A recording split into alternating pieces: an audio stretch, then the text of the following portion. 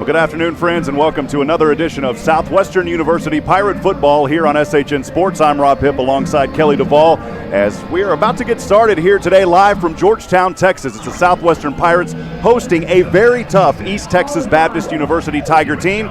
Southwestern still looking for a victory versus East Texas Baptist. You know, they're 0-6 as we go back to the 2013 reinstatement. But, Kelly, today should be a good game. Southwestern, a positive note, and we'll go over starting lineups before too long. Austin Emery, though, back at quarterback today. It's going to be good to see Austin out there this afternoon, get some playing time again. He is one of the myriad of injuries that Southwestern's had to deal with this year. On paper, this looks like a fantastic ball game today. What Southwestern's keys are going to have to be is limit mistakes so that they can stay in this game with East Texas Baptist today. Talking about mistakes, of course, 10 fumbles last week, 8 of those put on the ground. They're going to have to control the turnover battle in this one versus a very tough quarterback also out of East Texas Baptist University. We'll step aside for a few seconds. When we return, the starting lineups and more. This is Southwestern University Pirates football.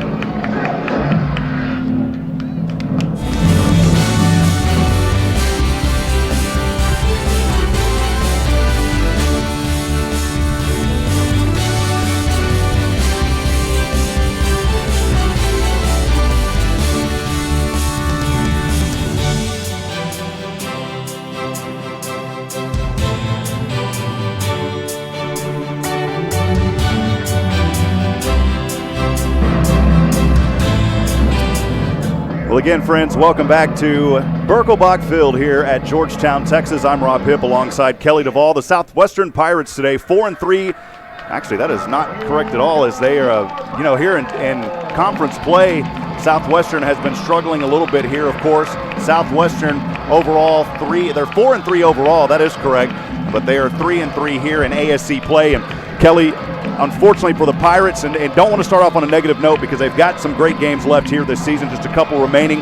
Southwestern, though, unfortunately not going to make the playoffs this season, but today they want to take it to East Texas Baptist and say, look, we're a Southwestern Pirate team. We've been fighting through injuries all season, and we're ready to rock and roll here on our home field. Rob, what you see with the East Texas Baptist is their defense is capable of giving up some yardage on the ground, which is where Southwestern's strengths really are. So I would guess Southwestern is probably going to keep the ball on the ground a lot today, take it right to the teeth of this East Texas Baptist defense, and see if they can overcome this Tiger defense, put some points on the board. Hopefully we don't wind up into a track meet out here with huge scores, but I'm really excited about the game today. We couldn't have a more perfect day for football. Little windy maybe, but the temperature is absolutely perfect. We'll quickly go over the Southwestern Pirates starting offense this afternoon. We'll start with the quarterback, a 6'3", 190-pound sophomore, number 13, Austin Emery. He will get the start today. Going over wide receivers, a 6'2", 195-pound senior, wide receiver number 14, Anthony Stevens. In the slot position this afternoon, a 6', 180-pound senior, number 5, David Brandenburg. At tight end, a 6'3", 235-pound freshman, number 85, Joey Robinson. The fullback this evening, 5'10", 185-pound senior, number 32, Devin Shaw. At running back, a 5'10", 175-pound junior, number 24, Elijah Smith. And then that big line up front for the Southwestern Pirates, as Chuck here in a little bit will have that interview with head coach Joe Austin. At 6'2", 305-pound senior, left tackle number 75, Jaron Wiggins. A left guard, 5'11", 270-pound junior, number 76, James Hill. We will send it down to Chuck Cracy. Chuck, down with Coach Austin. Looks like we may have the anthem. Let's do the anthem first. Sounds good, Chuck.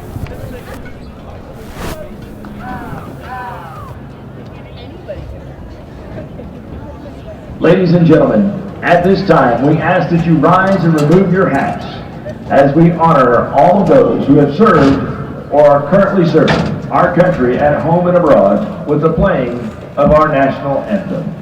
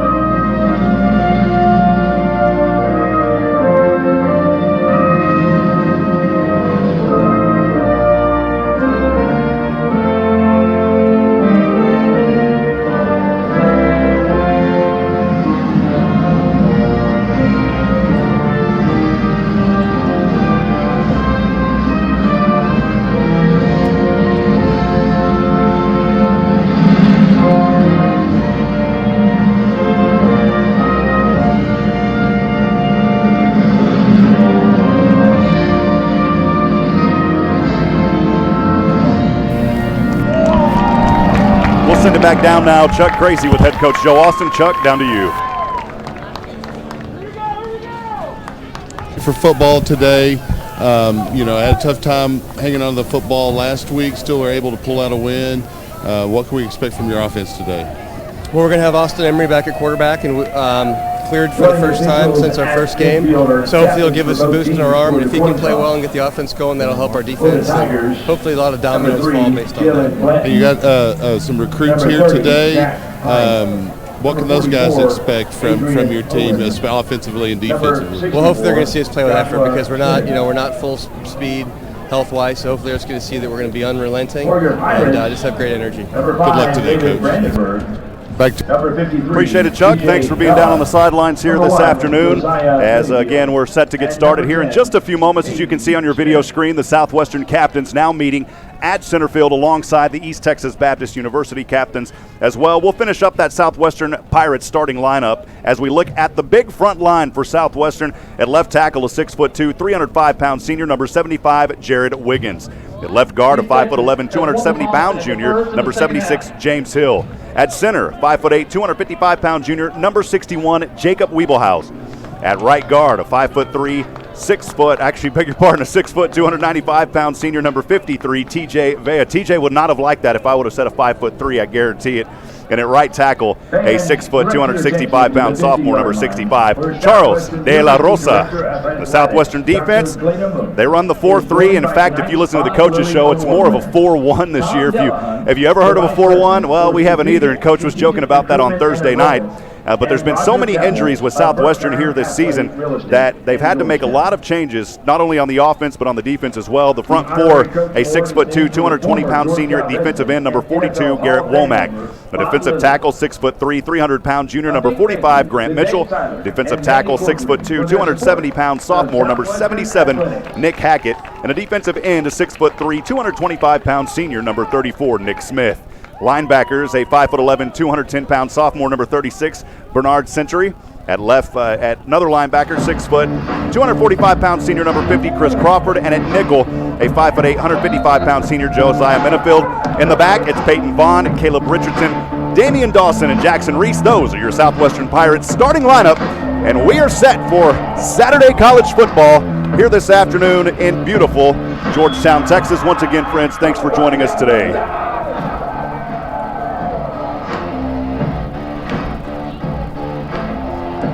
As the East Texas Baptist Tigers set to kick this one away.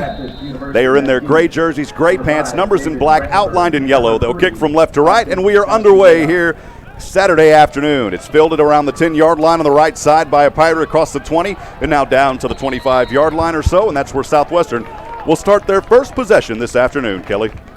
Nice job on the return there. Now with the new rules in the NCAA, they can fair catch that ball, get the ball out to the 25, but ball carrier was able to bring the ball out to about the 26-yard line. So the Pirates will be going into the wind, which is not a significant wind, but it could affect some of these passes if they try to go downfield, Rob. Well, again, Austin Emery will get the start here for Southwestern, a 6'3", 190-pound sophomore. He's been injured this season. Good to see Austin back out there. First down and 10. Southwestern will start on their own 26-yard line as they'll move from right to left. Again, thanks for joining us this afternoon here on SHN Sports. Emery keeps the ball, and the first play for Emery, a nice run in between the right hash and the numbers. A gain of about 5 brings up second down and manageable for Southwestern. Nice job out there by De La Rosa, helping give Emery some place to run with that ball by controlling his blockers. A good start for the offense for the Pirates.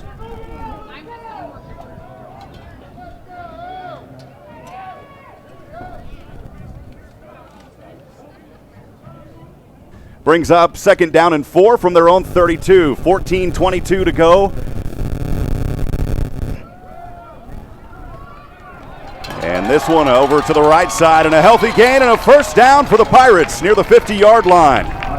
Elijah Smith able to take that pitch and beat the defense to the corner. Got a great gain out there, and this is what the Tigers have been susceptible to on defense is that run game. So it's a good start. This is exactly what the Pirates need to do. And, again, eliminate those self-inflicted wounds that they've had in the previous weeks. good start here with Austin Emery back at quarterback. 13:55 to go on the game clock. No score, just underway first quarter. 1st and 10 from their own 49. This pass to David Brandenburg on the left side, incomplete.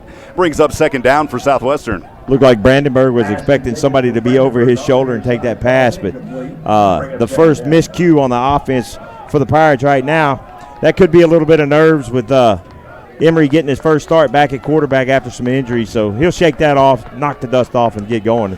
Emery will stand in the gun around his own 45. 2nd down and 10 for Southwestern on their own 49 on the right hash. In motion, receiver from right to left. Instead, the handoff to his back, and not much on it. Maybe a gain of 2 inside East Texas territory.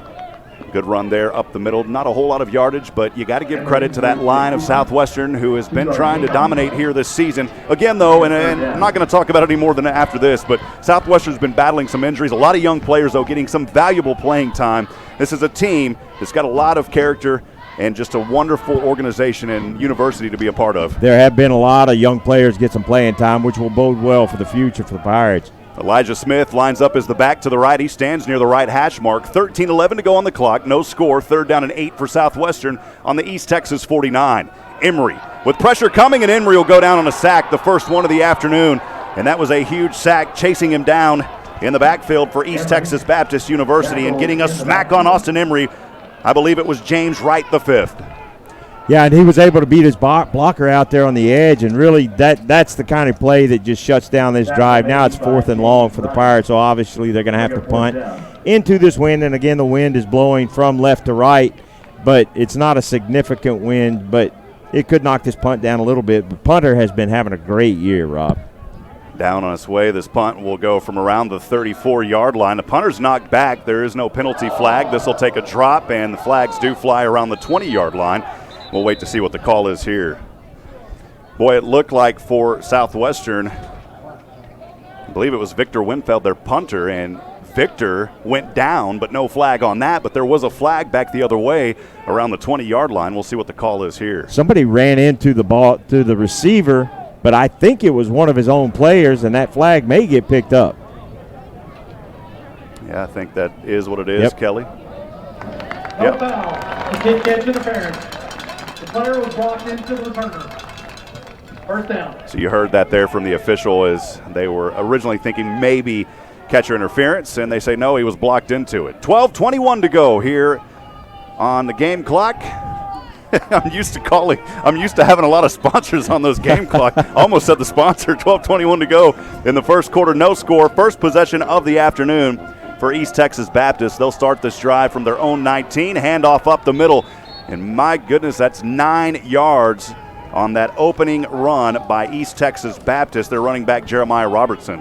Robertson hit that hole quick. The line opened it up just enough for him to get through there, and that was a 9-yard gain on 1st down for him. This drive again starting on their own 19-yard line. 11:59 to go in the first quarter. Handoff again to Robertson, and this time the Southwestern Pirates say, "You're not going to get through it, baby." Stopping and preventing the first down brings up 3rd down and 1. No gain on the play. Nice job there, because that time the line wasn't getting moved. You saw some directional blocks try to take place by East Texas Baptist, but the line held their ground and shut it down. Unfortunately for Southwestern, there is an injured player on the field around the 26-yard line. Trying to see who that is. There's some trainers around that player down there. But again, 11:42 to go here in the first quarter. We'll send it down to Chuck. Chuck, what do you have for us? It's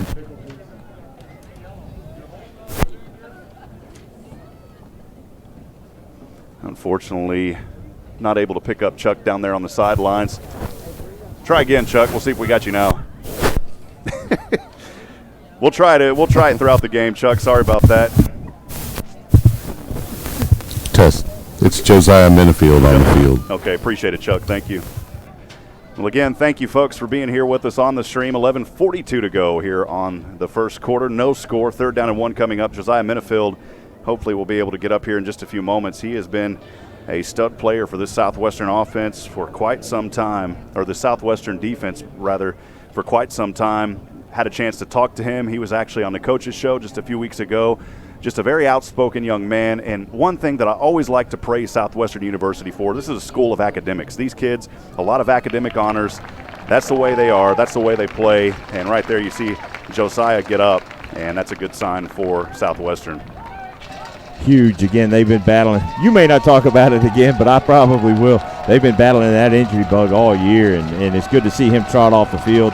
He's going to want to get right back out there just as soon as they get him taken care of. The Pirates defense trying to get a 3rd down and 1 stand as East Texas on their own 28. Baca, the quarterback, in shotgun, hands off, and Robertson will power his way forward to the left hash mark. He's got a Tiger 1st down, and I wanted to talk about Brian Baca. This is one of the top quarterbacks in the ASC, also one of the top quarterbacks here in Division III. A very hard young man to stop, 6 foot, 190-pound senior. His leadership has been exemplary all these years. But here Baca fumbles it. Southwestern almost able to fall back onto it. A little bit of a mishandled snap. Baca, luckily for the Tigers, able to drop back out onto it around the 27-yard line. Brings up 2nd down and a long 14 for East Texas Baptist University. Defensive tackle Nick Hackett, 77, had a shot at that, but couldn't get there in time. 2nd and 14. Baca will step back. Good protection. Heaves one over near the center, and this one's incomplete. He threw it into the direction of his intended receiver, Davion Carter, and good protection in the secondary by Southwestern. No opportunity there. Damian Dawson back there with the receiver. A little hand checking for both of them. Good no call back there for either one because they were both equally doing it. But great defense by Damian Dawson, number 5 for the Pirates. Of course, Brandenburg back there as well for Southwestern. 10:53 to go. 3rd down and 14 for East Texas on their own side. Over the middle, has his man, has the 1st down near the half-century mark. A nice cross route. It was right into the hands of Davion Carter for a Tiger 1st down. They moved the chains. Peyton Vaughn came in there, and that's one of those circumstances where the new rules keeps him from getting his clock cleaned as a receiver because he couldn't come in and just pile drive him. But 1st down and 10 from the 50-yard line. Over to Robertson, left side. Robertson maybe a gain of 2. Wanted to correct myself earlier. Of course, a lot of duplicate numbers here playing on either side of the ball. Number 5 on the defense is actually Damian Dawson, the defensive back. I said Brandenburg. I knew that was wrong when I said it because he normally is back there running. First game of the season. Honored to be up here. 2nd down and 8. Good to have you back. Appreciate it, man. 2nd down and 8 for East Texas on the Southwestern 48. Handoff to Robertson again, and this time nowhere to run. That front line for Southwestern University not going to allow him to penetrate. That was Nick Hackett making the initial stop for no gain on the play. Nick Hackett made the stop, but number 99, Seth Crum, 5'11", 270-pound sophomore, dove underneath his blocker and really shut that down and grabbed the ball carrier by his ankles. Great play there and waited for help. Robertson as the running back to the right of Baca on a 3rd down and 10 from the 50. Baca will step back. Good protection over center again. Has his man, has another 1st down just across the 35-yard line. Nice job, nice pattern out there in front of the defense for the Southwestern Pirates. They're going to have to get some pressure on this quarterback or he'll stand back there and just pick them apart all day. One of the top quarterbacks in the conference. 2 receivers, actually a triplet package down to the right, 1 lone Tiger to the left on a 1st down and 10 from the 33 of Southwestern. Baca steps back over center. This time it's incomplete. Maybe a little misroute there by Davion Carter. Brings up 2nd down and 10. I don't know what's going on. He's the 2nd receiver, one for Southwestern, one for the Tigers, that has expected somebody to be over the top to make that reception. Davion Carter, receiver down to the right side alongside Tariq Gray as part of a triplet package to the right, 1 lone Tiger to the left. 2nd down and 10 from Southwestern's 33, no score, 9:17 to go here in the 1st quarter. Robertson in the backfield trying to go north to south after going east to west, breaks through 2 defenders on his feet, and that is a 33-yard touchdown. What a run by Jeremiah Robertson, able to break through defenders and get that score. Boy, 4 missed tackles on that play for the Pirates right there. 4 different guys had shots at him. They almost had that stopped in the backfield for no gain, but he was able to break out of that. Good, strong run on his part, but you got to make those tackles out there, especially on the edge. The first score this afternoon at the 9:06 mark will go to East Texas Baptist University. The extra point attempt, the hold down, the kick up on its way through the uprights and good. And at 9:06 to go in the first quarter, the Tigers have a 7-0 advantage. We'll step aside for just a few moments. When we come back, Southwestern will have the ball for the 2nd time this afternoon. This is the SHN Sports Broadcast Network.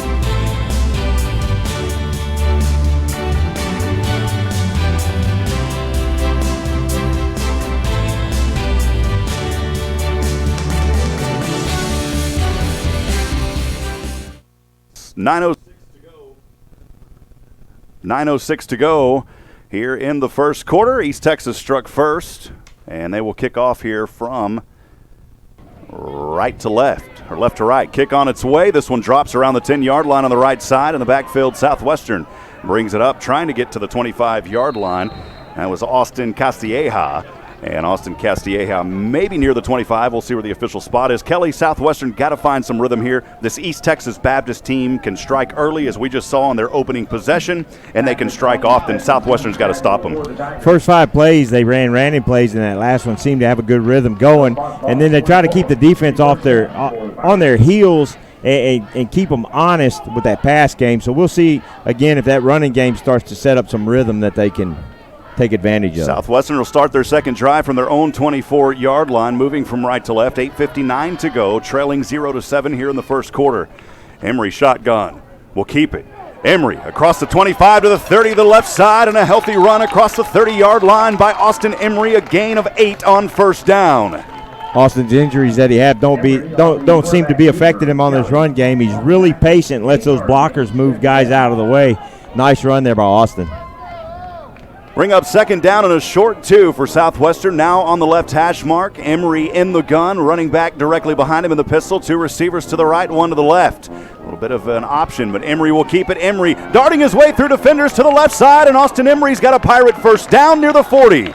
Good. Another nice run by Emory. He's not a big guy, 6'3", 190, kind of tall, but not all that heavy, so he measures whether or not he's going to lower that shoulder and run over somebody in there. He was really patient, ran around guys instead of trying to run through them, and first down for the Pirates. East Texas runs a 4-3, left end, defensive tackle, nose, and a right end. James Wright, Chad Projeska, DeMarjorie Darion, and Drew Brewster up front. First down and 10 from the 40 for Southwestern on their own side, moving from right to left. 8 minutes to go here in the first quarter, trailing 0-7. Emory, a little bit of communication with his back behind him, and we'll keep it again. Emory again on the option, this time across near the 45 as he angles his way near the out-of-bounds marker at the 44-yard line. However, Emory was the quarterback keeper. Yep, that was a good run by Austin Emory. Yeah, now he's going to have to come out for a play because his helmet came off. Not the result of a penalty, so we're going to have one play at least with the second quarterback coming in. Devin Shaw will also head over to the sideline alongside a host of Pirates. Entering back into the game, Austin Castilleja will line up as a receiver to the right alongside David Brandenburg as part of 2 receivers to the right. Second down and 5 for Southwestern. Quarterback standing around the 41-yard line. In motion is Elijah Smith. Handoff over, diving down, and Elijah Smith has a Pirate first down on the left side. I love the way that play was drawn up. It started off to the right, but then the running back takes the ball and intentionally cuts back to the left, going against the blocking schemes there because it looks like that whole play is going to the right, and the Tigers were really susceptible to that run. Good run, first down into Tiger territory now. It's Coleman Kerr, the quarterback. Now Austin Emory back in. Joey Robinson, the tight end, enters the game. 2 receivers to the right. Nobody down to the left. 7 minutes to go, first quarter. Southwestern trailing 7-0. Emory, good protection as he runs to the right. Didn't have a pass option. Still looking, and now Emory will try to cut back in alongside the numbers on the right side, and he's brought down after another healthy gain, the scramble by Austin Emory. My goodness, his running game has simply been phenomenal here early. It has, and that time David Brandenburg was standing all alone on the far sideline. Austin didn't see him until he had crossed the line of scrimmage, and he did a good job recognizing he had crossed the line of scrimmage because Brandenburg was out there all by himself. Biggers will line up as a wide receiver, part of 2 receivers to the right. 2 receivers to the left as well. Devin Shaw in as the fullback.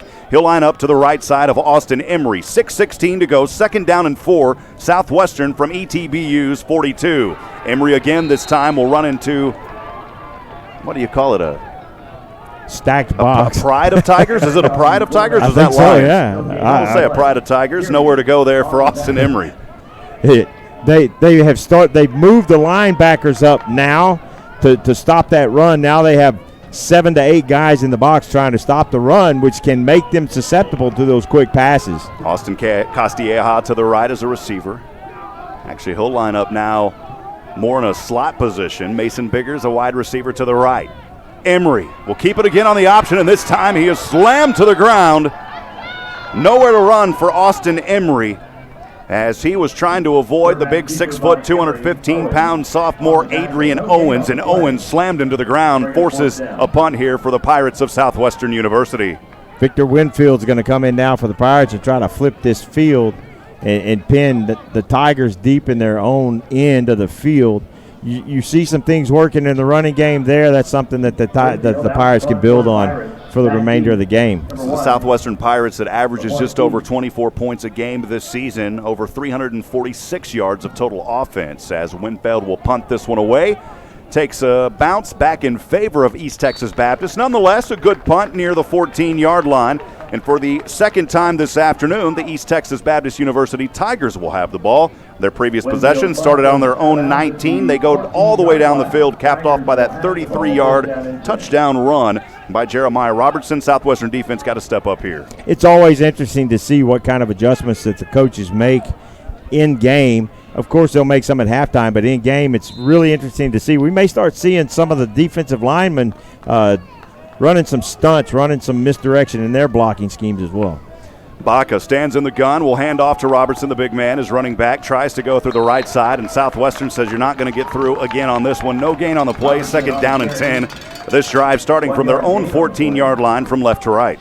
Nick Hackett was able to get his hands on the running back and stop that play before it got there, and then his friends came to help him out and shut that run down. Baca in the gun, two receivers to the left, one to the right. A little trickeration on a delay to hand off to Robertson, and Southwestern again, they're not going to fall for it. Maybe, gain back to the original line of scrimmage. They got one on the previous run, brings up third down and 9. Good job of stretching that out and everybody taking care of their assignments on the defense. So that's why that play is not didn't work out very well, because the Pirates really did a good job of fighting off their blocks and containing that run. Third down and 9 for East Texas Baptist University. The Pirates fan making noise. 3:57 to go in the first quarter. Baca will step back over center and has his man across the 50. Still on his feet and finally brought down near the 40-yard line. And at the end of the play, a flag flies. It was another great grab by Davion Carter. There may have been a little extracurricular, though, unsportsmanlike on that tackle. He may have grabbed him by the helmet, so we may get a face mask. Personal foul, face mask on the defense, number 7. It's Caleb Richardson. From the end of the run. Automatic first down. And that's unfortunate, because the ball would have been down just down near the 40 or so, and now that brings it all the way up to down to the 25-yard line. Jackson Reese had good coverage, decent coverage out there on the edge. The receiver was just right when the ball got there, able to put one step ahead and be open for the completion. Beautifully thrown football. First down and 10, ball resting on the 26-yard line. Baca passes quickly over center, somehow able to make the connection for the first down, just shy of the 10-yard line, leaping up into the air and able to haul that one down for a first down. It was to Gray. Nicholas Smith, number 34, put a lick on the quarterback right when he threw the ball, and the receiver got hit right when he caught the ball. It was just a hiccup between those. First and 10, Baca running through, and that's a touchdown. He handed the ball off to his running back, Jeremiah Robertson, and Robertson picks up his second touchdown of the afternoon. This time it was a 13-yard strike into the end zone. Defense was just one step from getting off the field on that drive there. They had the Tigers 3rd and long, but they just weren't able to convert, and the Tigers took advantage of it. 3:20 to go here in the first quarter. Southwestern finds themselves in a hole a little bit early. Still plenty of time, of course, here in this ball game. The hold down, the kick up through the uprights, and good. The score 14-0 with 3:20 to go in the first quarter. Not sure if Chuck would have any coverage down there. We may try to send it back down to you, Chuck. Chuck, can you hear us? I'm just not sure that you can hear me. It sounds like you got me right now. Yep. We watch all season long. The strength of the Southwestern team has been the defense, and East Texas Baptist is kind of exposed the defense a little bit. They've showed quite a good ground attack with Robertson, very big running back, and then of course Baca has had the opportunity to throw it between those hashes deep on several occasions that have hurt the Southwestern Pirates, and so the adjustments need to be made, probably in game, as Kelly mentioned earlier. I'll note that East Texas Baptist has started loading the box, not expecting Southwestern to pass, so hopefully they'll air it out here going forward in this half. Appreciate it, Chuck. 3:20 to go here in this first quarter. 14-0 your score. Kickoff from left to right on its way. This one sells and goes back into the end zone. And Southwestern will have the ball for the third time this afternoon, trailing 14-0. This is where that Southwestern offense is really going to try to put points on the board. So this is an opportunity for Southwestern to stop a little bit of this bleeding and get back in this football game. So hopefully he can get some things going on offense and take care of it. So Southwestern's going to start at their own 25-yard line. 3:20 left in the first quarter. Tigers are up 14-0. Direct snap to the quarterback. He starts right up the middle, but doesn't get a great deal there on that play. Austin Emery just wrapped up as soon as he got to the line of scrimmage, but was able to push forward a little bit, and the referees say he got up to the 27-yard line, so a gain of 2. It's going to be 2nd and 8 for the Pirates. Austin Emery in the backfield has his back behind him, offset to the left, 2 receivers to the right, single receiver to the left.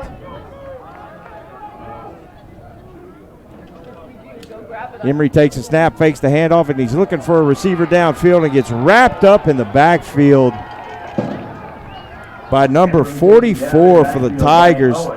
Came in and just absolutely destroyed his blocker on that play. Adrian Owens, the linebacker from Dallas, Texas, able to shut that play down before Emery could get to his receiver.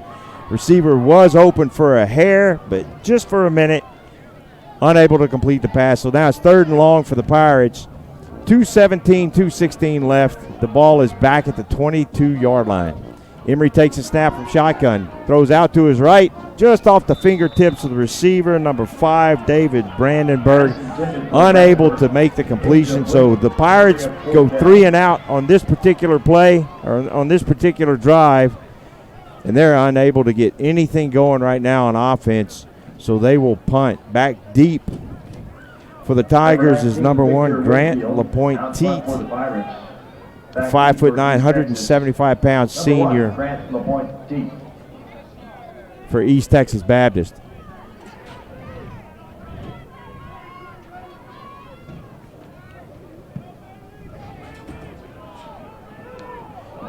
Good kick by Zamora, and the ball carrier. Ball comes loose. There's a scramble for the ball. Pirates are saying they've got it. East Texas Baptist is saying they have it, but we got to wait for the guys who mean something. And the Pirates recover the fumbled kickoff. There it is, number 38 for the Pirates was able to come up with the football on that play as it came rolling out. Major George, the 5'9", 200-pound junior, able to come up with the ball. So a big gain, a big break for the Pirates there. Now they're going to see if they can get something going with the offense and see if Austin Emery can push this team down the field, maybe put some points on the board. 2:01 in the first quarter. The Tigers are up 14-0 over the Pirates now, but the first turnover of the game gives the ball to the Pirates at their own 46-yard line. Emery's in the backfield, has his running back behind him, fakes the handoff to the running back, bounce out to the right side, gets past the defenders. He's at the 40, the 35, down to the 32-yard line before he's brought down. So a great gain there of about 23 yards for Austin Emery on the carry there. And that Austin has really had a nice run game so far in this game, and a good job there to get the first down, and now the deepest penetration into East Texas Baptist territory that they've had. Pirates will start there at the East Texas Baptist 32-yard line. 1:35 left in the first quarter. Down 14-0. The Pirates with the ball. This play goes out to the left, flips the ball back to his running back, pops out to the side, and is able to gain a couple of yards. The crowd is wanting a flag thrown because that tackle seemed to happen out of bounds. Elijah Smith kind of got to the corner, was able to pick up 4 yards, and the defender stayed with him out of bounds. But no flag, so it's going to be 2nd down and 6 for the Pirates at the Tiger 28-yard line. Emery in the backfield. Back is right behind him in the backfield. 2 receivers to the right, 1 to the left. Snap back to Emery. Starts out to the right, but the wide receiver, Brandenburg, takes the flip on the reverse, makes it up to the 20-yard line. First down for the Pirates, so the misdirection there is really working well for the Pirates, keeping the Tiger defense back on their heels, so they're able to keep this drive going. 1:01 left in the first quarter, and the Pirates have something going on offense here with the misdirection in the running game.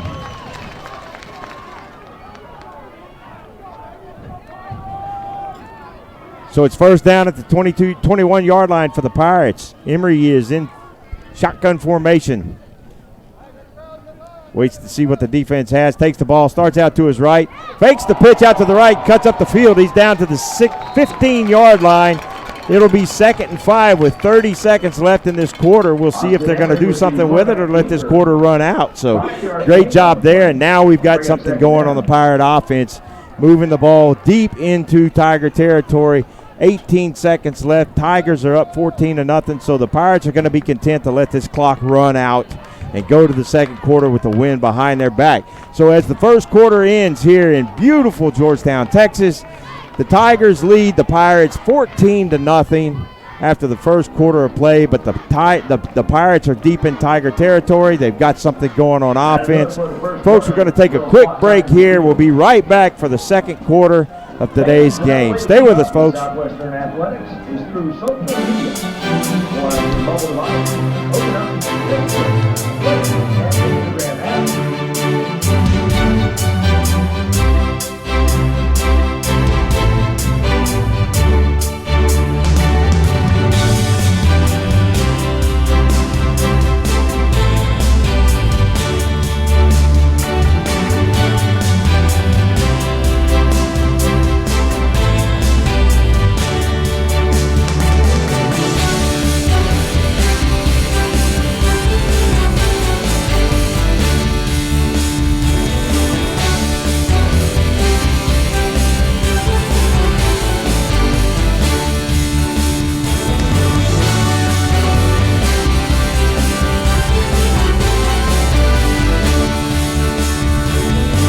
Go live. Welcome back. Appreciate you joining us here on SHN Sports. I'm Rob Hipp. Kelly Duvall there with that previous start of the drive. Thank you, Kelly. Brings up 2nd down and 5 as we move from left to right. Emery in shotgun inside the red zone. Pirates trying to get on the board for the first time this afternoon, trailing 14-0.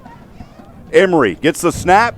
We'll keep it on the option to the left side. Good hole for Austin Emery near the 5-yard line. He's short of the end zone, of course, but what a run by Austin Emery. More importantly, gives the Pirates another first down. Nice run there by Emery, and he finished it with some power because the cornerback was out there broken down. I think it was Rodney Hill, one of the linebackers, waiting on him, and Emery lowered that shoulder and just pile drived him. He's laying on his back for a few minutes trying to catch his breath back, but that was a punishing end to that run. That was a great way to finish that run by Emery. Austin Emery in the gun, trips to the right, one receiver to the left. On a first down and goal from the 6-yard line.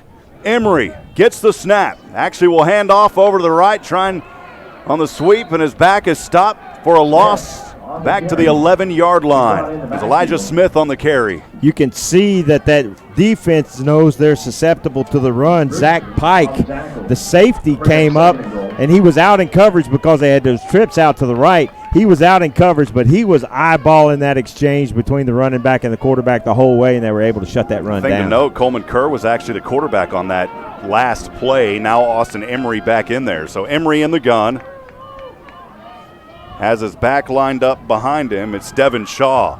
Emery fakes the handoff and pitches it back. This one, though, thrown out of bounds, and luckily goes away as he was looking in the backfield. Castilleja not able to come up with it, and luckily for the Pirates, they'll retain it. That one went forward. It would have been incomplete. Yeah, that turned into a shovel pass, so a smart play by Emery. He saw no defenders were over there, so he shoveled it out towards his running back who had cut out trying to get open up there, and too bad he couldn't complete that because there was nothing but green between him and the end zone. But Emery was already headed to the ground when he made that pitch. What was first and goal from the 6, now 3rd and goal from the 9-yard line as Elijah Smith, actually the back behind Austin Emery. Emery trying to go through the right side, and again, nowhere to go for Emery, and he'll go backwards. They may give him forward progress for a yard up to the 10-yard line, and unfortunately for the Pirates, after what was first and goal, they're not able to punch it into the end zone. We'll see what they do here on 4th down. Emery getting a little bit frustrated because big number 98 had him wrapped up, couldn't bring him to the ground, but he kept driving him even a little bit after the whistle. So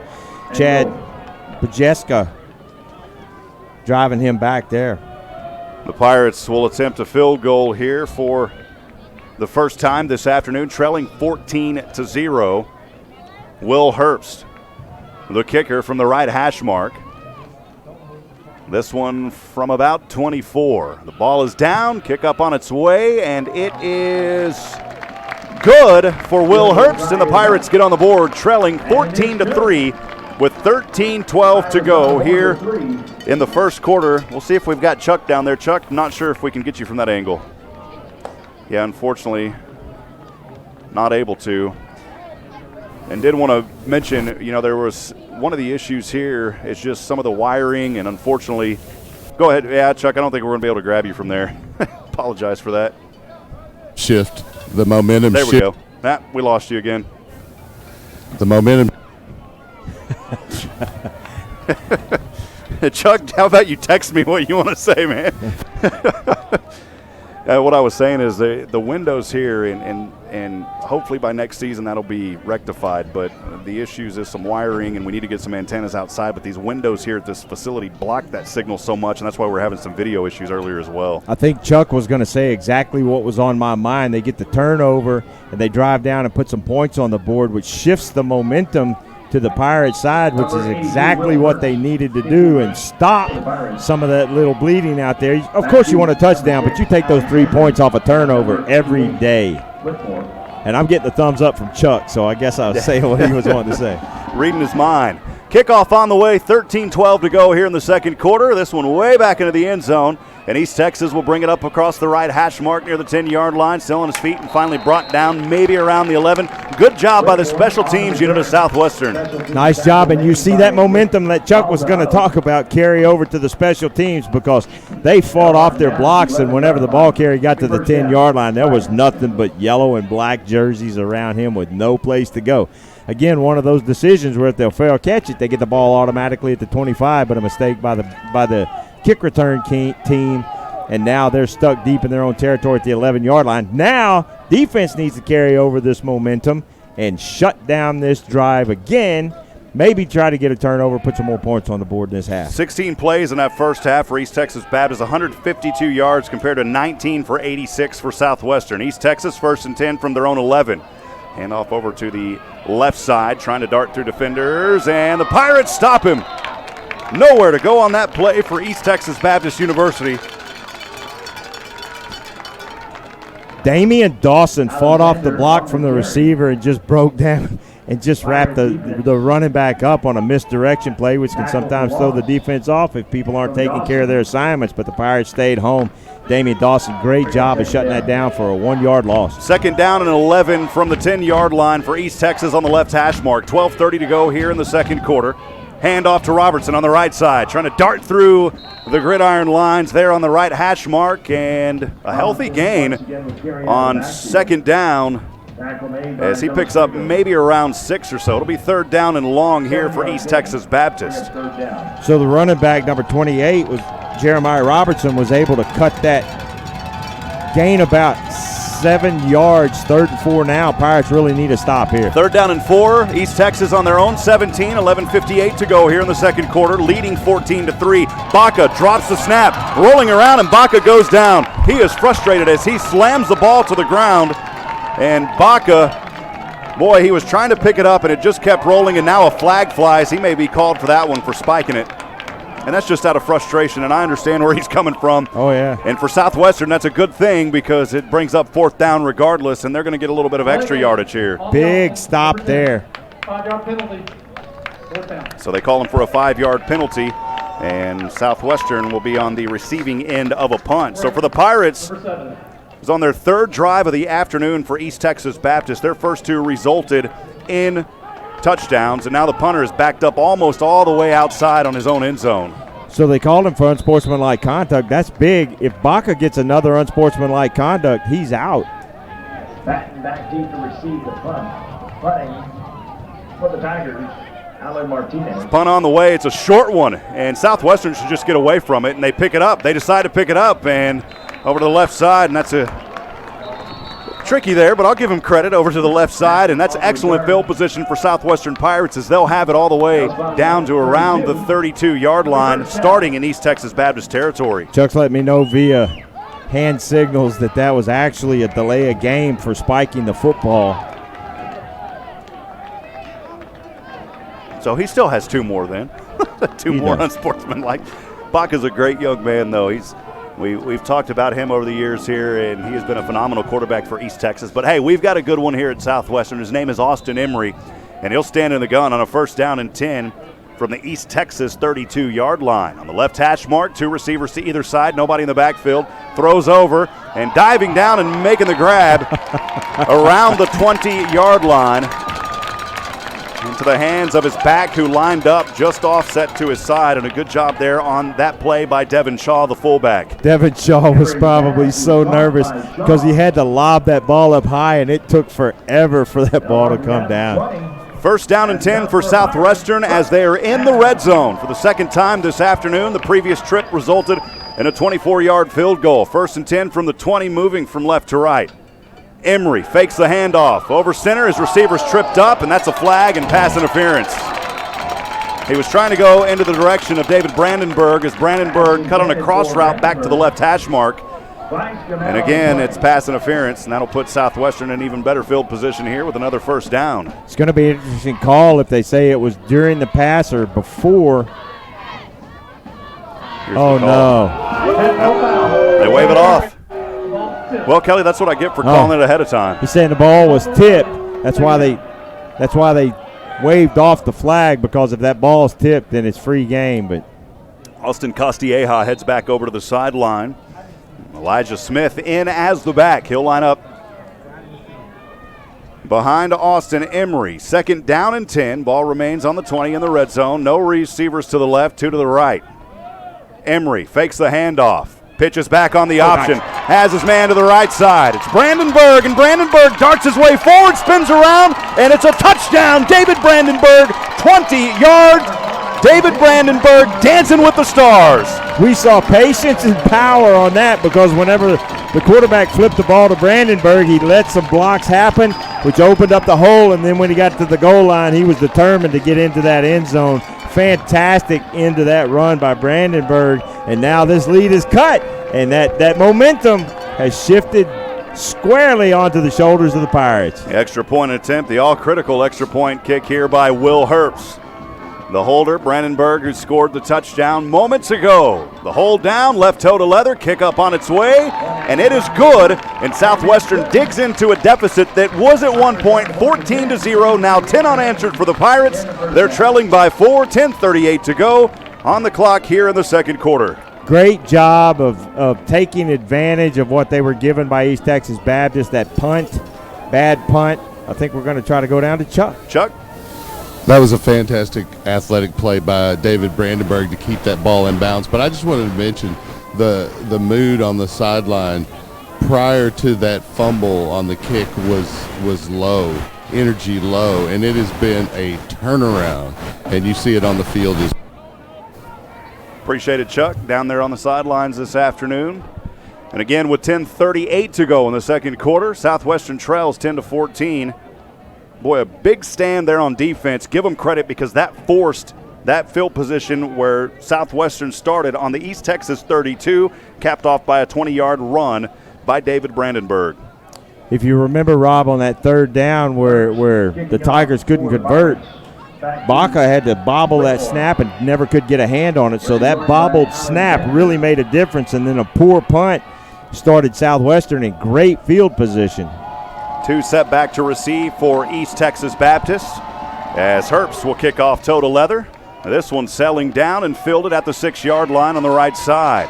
Return men over to the right side, just in front of the G logo on the field here at Birkelbach near the 25-yard line. And that's where East Texas will start for the 4th time this afternoon, the 2nd time here in the 2nd quarter, leading 14-10 with 10:32 to go. With this new rule change and the rule change where they can fair catch the football and then get it out to the 25, even if they're not in the end zone, I believe they got to fair catch it inside the 10. If they fair catch it there, they get the ball out to the 25, and it's designed to protect players so that those big collisions on the kick returns don't happen. For the life of me, I can't understand why East Texas Baptist hasn't said, hey, just fair catch the football and let's move out to the 25. They got it out there with the ball carrier, but a lot of things can go wrong whenever you try to bring the ball out from the 2, 3, 4 yard line. 1st down and 10 for East Texas. They'll start this drive on the right hash mark, moving from right to left. Baca in the gun, a back to his left. 2 receivers to the left, 1 lone to the right. Handoff is to that back Robertson across the G logo on the right side. Robertson breaks through 2 defenders across the 40 as he angles his way near the out-of-bounds line. That's a 1st down for the Tigers. Huge tackle out there on the edge by Peyton Ludeman. Man, if he doesn't make that tackle, that ball carrier is currently in the end zone with other gray jerseys around him celebrating. Quickly back to the scrimmage. Line of scrimmage, 1st and 10 from the 41 from right to left. Handoff again to Robertson, and Robertson this time not much on it. Dives for it for a gain of a couple. Coming up from the bottom of the pile for Southwestern and a good ankle tackle, Jackson Reese. After that big run that you saw in the previous play, that's a circumstance where this defense just has to shake that one off and come back and shut this run game down. Jackson's brother Josh watching on the live stream, cheering his brother on, and there you go. 2nd down and 6 for East Texas on their own 45. Again, the handoff to Robertson, spinning his way forward like a top, and that's a 1st down for the Tigers in Southwestern territory at the 48-yard line. 5'10", 200 pounds. He looks like he's about 230 actually. He's a solid kid, and you saw his strength right there. Shaking tackles, spin moves for a good gain in the 1st down. 1st and 10 from the 48. With 9:30 to go, East Texas leading 14-10. Handoff to the left side. And down near the 41-yard line. Robertson's been getting a lot of touches here in this ball game. Look like they're going with some tempo now to try to put the Southwestern defense on their heels. 50 yards rushing in that 1st half for East Texas. They're starting to pile them on here in the 2nd. 9:09 to go in the 2nd quarter. East Texas leading 14-10. Now in Pirate territory. 2nd down and a short 3 in between the hash marks on the Pirate 41. Robertson, the ball carrier again, the handoff to him. And the forward progress may be enough for a Tiger 1st down to the 38-yard line. You saw Robertson go trotting off the field. He needed a little breather after those runs. You don't mind seeing him leave the field. I need a breather up here. I haven't even been doing anything. These guys, they're down there in the field. And even though it's a cool day outside, you know it's hot down on that field. 1st and 10 from the Pirate 38 for East Texas. Over to the right side, Robertson again, and this time nowhere to go for Robertson. The Pirates bring the brigade and push him backwards. Nice job, because the entire Pirate defense met at the running back. I think it was Luke Fierce who had the first hands on him, and then the rest of the line and the linebackers all came in and joined that party. Yeah, and the free safety, Caleb Richardson, strong-armed his way up there as well. Brings up 2nd down and 11 from the Pirate 39. Baca will step back. Protection. There's a hold. There's a flag. And this one is coming back as Southwestern was held. The pass is complete over to the right side into the hands of Davion Carter. But again, there's a hold on the offense. This one's going to come back. Let's see if we can send it down to the official for the official call. Holding on the offense, number 64. Finger penalty, remains 2nd down.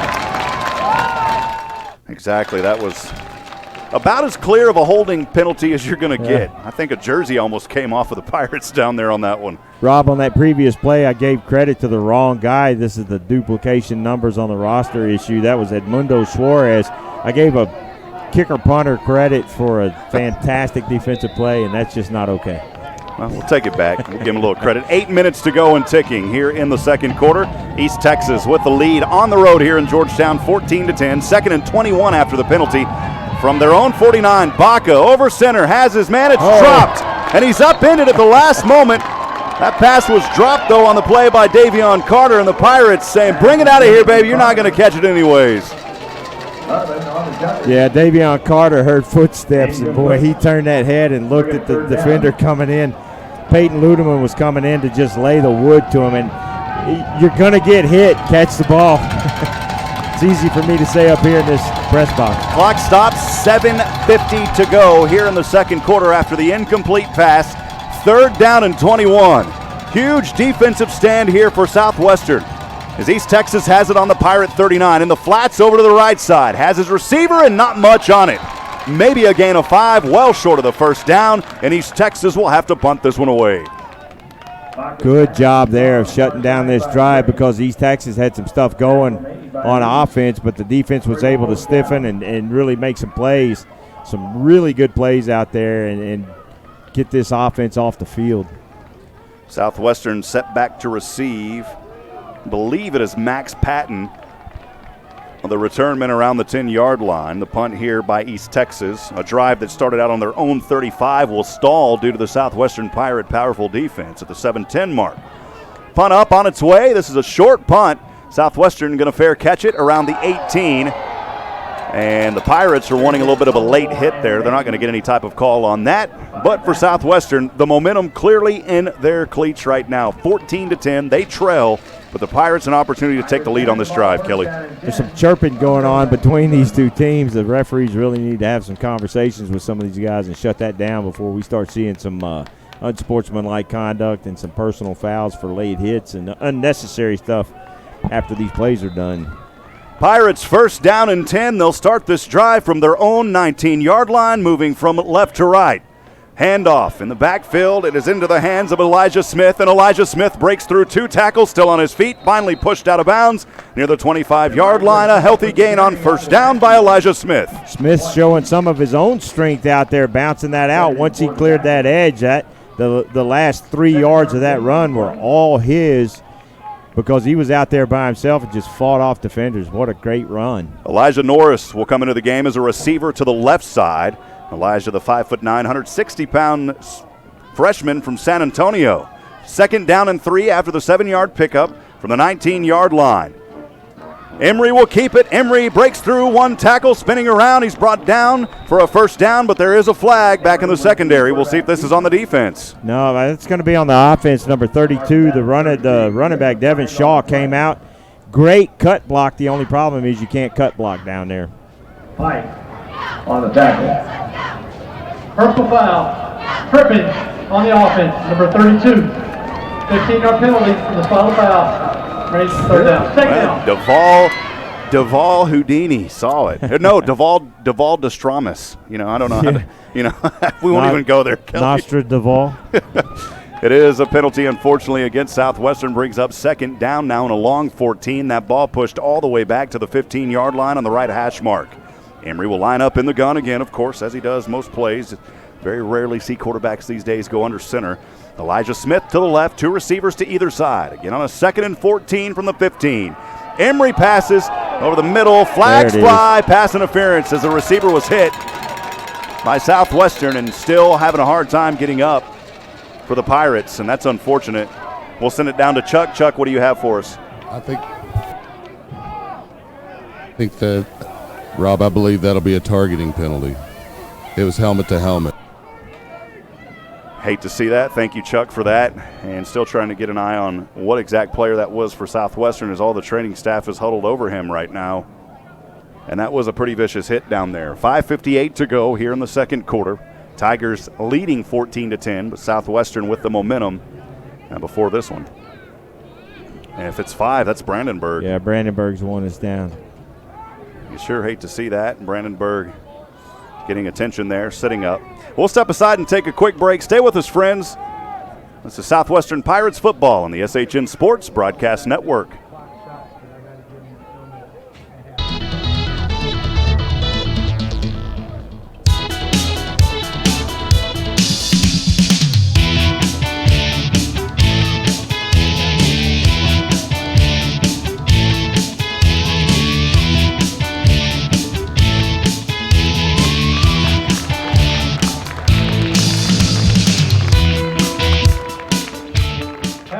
Welcome back. Now they did call pass interference on the defense. It was on Zach Pike. We thought maybe there would be a targeting call. They did call the pass interference Pretty vicious hit down there, but no targeting call. 5:58 to go here in the second quarter.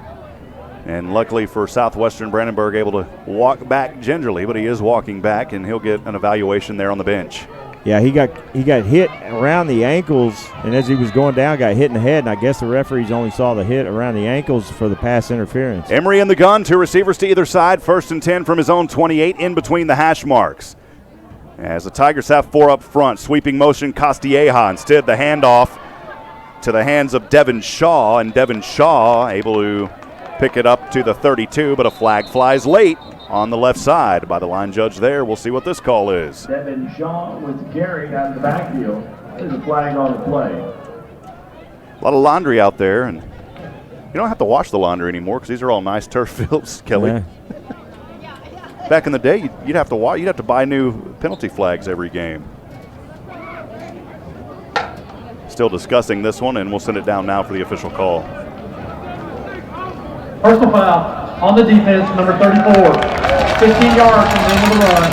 Automatic first down. Zon DeVary and Guyton called with that penalty, and that'll move the ball up for Southwestern, and they'll need to take advantage of these penalties. They're doing it here on this drive, trailing 14-10 with 5:51 to go here in the second quarter. He was locked up out there on the edge with Max Patton, and I think they saw the second, the retaliatory strike in that one, which is usually the way it goes. On the right hash mark from the 47, Southwestern on their own side. Hand off to the left side, Elijah Smith going east to west. Elijah trying to move it up north, and he is hit on the side after running sideways about 10 or 15. He only picks up a couple. We'll see where the official spot is. Smith there trying to turn on the guns, wasn't able to turn it upfield, but he did pick up 2 on the play. It'll be 2nd down and 8. Really athletic play out there by Angel Chapa because he had a blocker on him, but he was able to keep pushing the running back farther out towards the line to keep this to a minimum gain. He didn't make the tackle, but he's the reason that got strung out so far. He didn't have much place to go. Good news is David Brandenburg back onto the field now. He'll be joined by Joey Robinson. 2 receivers to the left. In motion now is Brandenburg. Fake handoff, and Austin Emery will push his way forward into East Texas territory down to the 47-yard line. Good job by Emery. He's really making good decisions on when to hand that ball off or pitch it and when to keep it. And if he decides to keep it, he's doing a great job of letting those blocks develop before he starts getting impatient and running where there's no hole. But picked up 3 there in something where the Tiger defense really collapsed well. He's just able to get past them. Coleman Kerr back in as the quarterback now. We've seen that switch a couple of times here this afternoon. 3rd down and 4 for Southwestern on the East Texas 47. Kerr will stand in shotgun, 2 receivers to either side. Southwestern trails 10-14. Kerr fakes the handoff. Coleman Kerr up 40. He's got the first down for the Pirates near the 40-yard line. What a run by Coleman Kerr. Now you're seeing the mix up the play calling and the misdirection. And whenever they substitute Kerr in for Emery to give him a little bit of a breather, I would suspect they're probably thinking there may be some passing coming out of that. But a great job there of Coleman Kerr making a great decision to run that football and get the first down. 1st down and 10 for Southwestern on the 42-yard line of East Texas Baptist. Can't tell, is that Kerr still out there as the quarterback? Yes. It is Kerr. He'll hand off and a flag flies. A false start by the offense. Flag comes out before the snap. False start on the offense, number 53. 5-yard penalty, remains first down. That was by TJ Vela there. The false start brings the ball back. 1st down now and 15. The ball moves back to the 47-yard line on the right side. I think that's the first pre-snap penalty that the Pirates have had today. That has haunted them in the past this season, but they've done a good job so far of avoiding those. That one, those can be absolute drive killers. 3:37 to go in the second quarter. Pirates trail 10-14. 1st down and 15 from the 47 of East Texas. Austin Emery over to the left side, up, has his man, and it's broken up at the 15-yard line. It was a good reach on the play by Ant Stevens, and an even better job on the defensive side for East Texas Baptist. Knocking that ball down was Grant LaPointe Teat. Bring up 2nd down. Nice play out there on the edge. Teat waited until that last second and knocked that ball away. Otherwise, Southwestern is in really good shape. 3:26 to go in the second quarter. Pirates trail 10-14 on their 5th possession of the night, moving from left to right. From the 47-yard line of East Texas, Emery in the gun, 2 receivers to the right. Emery will pass over, has his receiver to the right side. It's caught, drove forward inside, down to the 38-yard line. A good job on the reception with defenders into the area. It was Ovali with the reception. I love the play design. Sebastian Charles, number 2 for the Tigers, was out there on the edge, and he saw that fake handoff and took one step in the wrong direction, which left the receiver wide open. Take a small bite of this. Under 3 minutes, 3rd and 15 for Southwest. Actually, it's 3rd down and about 7 now from the 47-yard line. 37-yard line. Emery trying to gun his way to the left side, and he is tackled by a ambush of Tigers on that play. We had Michael Francis look up the terminology a while ago for us on the Tigers. Brings up 4th down for Southwestern. We'll see if they go for it here. They're in the no man's land. I think they may go for it. Yeah, James Wright, the 4th big defensive end for the Tigers, was out there on the edge, and he was able to wrap Emery up with one arm because his other arm was engaged. First time out of the half. Other arm was engaged with the blocker, but he held him up long enough to keep him from gaining that first down, because if he doesn't hold him up there, it's a first down and more for Emery. Well, Southwestern will take their first time out, 3 remaining for the Tigers here in the first half. Again, 2:25 to go in the second quarter. We are live from Georgetown, Texas. Thanks for joining us. I'm Rob Hipp alongside Kelly Duvall. As always, we appreciate our SHN family being here today. Michael Francis producing, Nathan Hyde also engineering, and Mickey Holden over on the film deck, and Chuck Cracy down on the sidelines. We'll check in with Chuck here around the halftime if we can. Again, 14-10, Pirates trailing. And on 4th down and 5, Southwestern will break out of the huddle, back onto the field after the timeout. They'll go for it. Again, that ball resting on the 37-yard line. They've got to get up to, or down to around the 32 for the first down. Emery will be in the gun, 2 receivers to the right, 2 Pirates to the left. Austin Emery stands on the 42. In motion is Brandenburg. Emery rolls to the right. Good protection. Passes to the right. Brandenburg's got it. Brandenburg's got a first down for the Pirates on a 4th and 5. What a great route. Boy, he stuck that left foot in the ground and cut out towards that sidelines, and Emery was watching him the whole way down there, but Brandenburg just runs such a good, solid route. His quarterbacks know where he's going to be because he's where he's supposed to be based on the play design. And Stevens will line up as a lone Pirate to the right on a 1st down and 10, threatening the red zone on the 28. The Pirates trail 10-14 with 2 minutes to go here in the second quarter. Emery fakes the handoff, passes over the middle. Up. This one is intercepted at the 5-yard line. Boy, that's a punch in the gut right there, and Emery just didn't quite get his feet set, and the ball floated on him over the head of his receiver. He was trying to throw it into a tight window, but that's a decimating interception right there just before the half, too. Trying to go to Brandenburg on that route, and it was just overthrown. There was 3 Tiger defenders in the vicinity. Unfortunate break for Southwestern as they had the momentum and were driving. East Texas will get the ball back here for the 5th time this afternoon. Good news out of that, if you want to break apart any good news, it's 1st down and 10.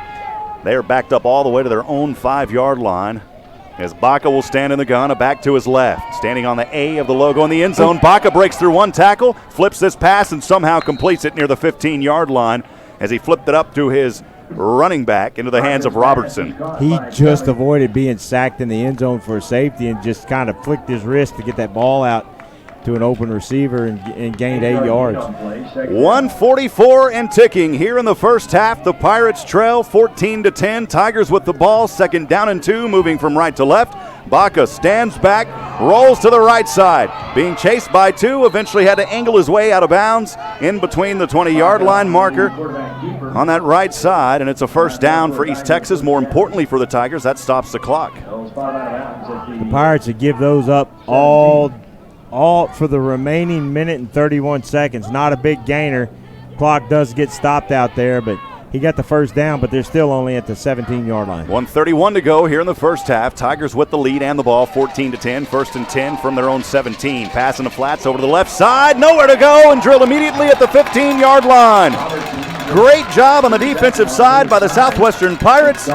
making a big hit for Southwestern, saying you're not going to come through my area. It was Damian Dawson, who has been a force here this afternoon. Damian got a little stinger on that shoulder, and he's holding that right arm by his side. 2nd and 12. Pass over, Baca to the right side, and it's broken up, incomplete. Good job by the secondary there of Southwestern University. Pass was intended over to Carter, and it was broken up on that play by Jackson Reese. We've called his name a couple of times this afternoon. Dawson's still favoring that shoulder. He's hurting in that right arm. 3rd down and 12 for East Texas on their own 15-yard line. Southwestern trying to get a defensive stand. Baca steps back. Pressure coming. Left side up. Has his man. Has the first down. What a grab there on that left side as it went into the fingertips of his player, Jalen Blanton. There is a flag on the play, however. I think there's going to be a hold back there because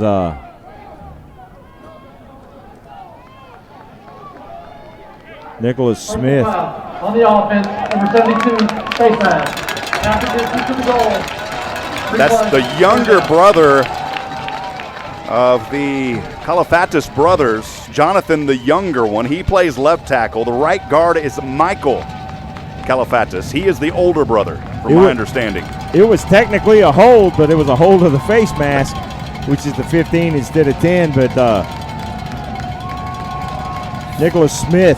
3rd down and long, all the way back to the 8-yard line on the left hash mark. Handoff to the running back Robertson. Has room near the 15 to the right side, and the Pirates stop him. And Southwestern is going to have an opportunity to get this ball back.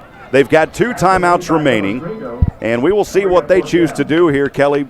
Only down by 4. Remember, the Pirates, that last drive resulted in an interception. That was a good timeout there because now they're going to have to punt the ball. The Pirates have come really close to a couple of punts early in this. And again, I know I've harped on it, but Damian Dawson is really hurting in that right arm. He's bending over after every play, so he may have had a little slight separation in that shoulder. He's just not telling anybody about it. Notice down in front of us, of course, you can't see it on your screen. We can see it from here in the press box. Will Herbst getting some warm-up kicks as Southwestern will try to drive this one down. Of course, they would like to score, but if they get into the field goal range, you better believe that Will Herbst will attempt one. With 48 seconds to go, Southwestern burns their 2nd timeout to have an opportunity here to grab this ball off the punt. One set back to receive for the Pirates of Southwestern University is Max Patton, the wide receiver out of Fort Worth, Texas. He'll stand on around the 50. As East Texas will break the huddle. Of course, in their gray jerseys, gray pants, those numbers in black, and the outline in yellow.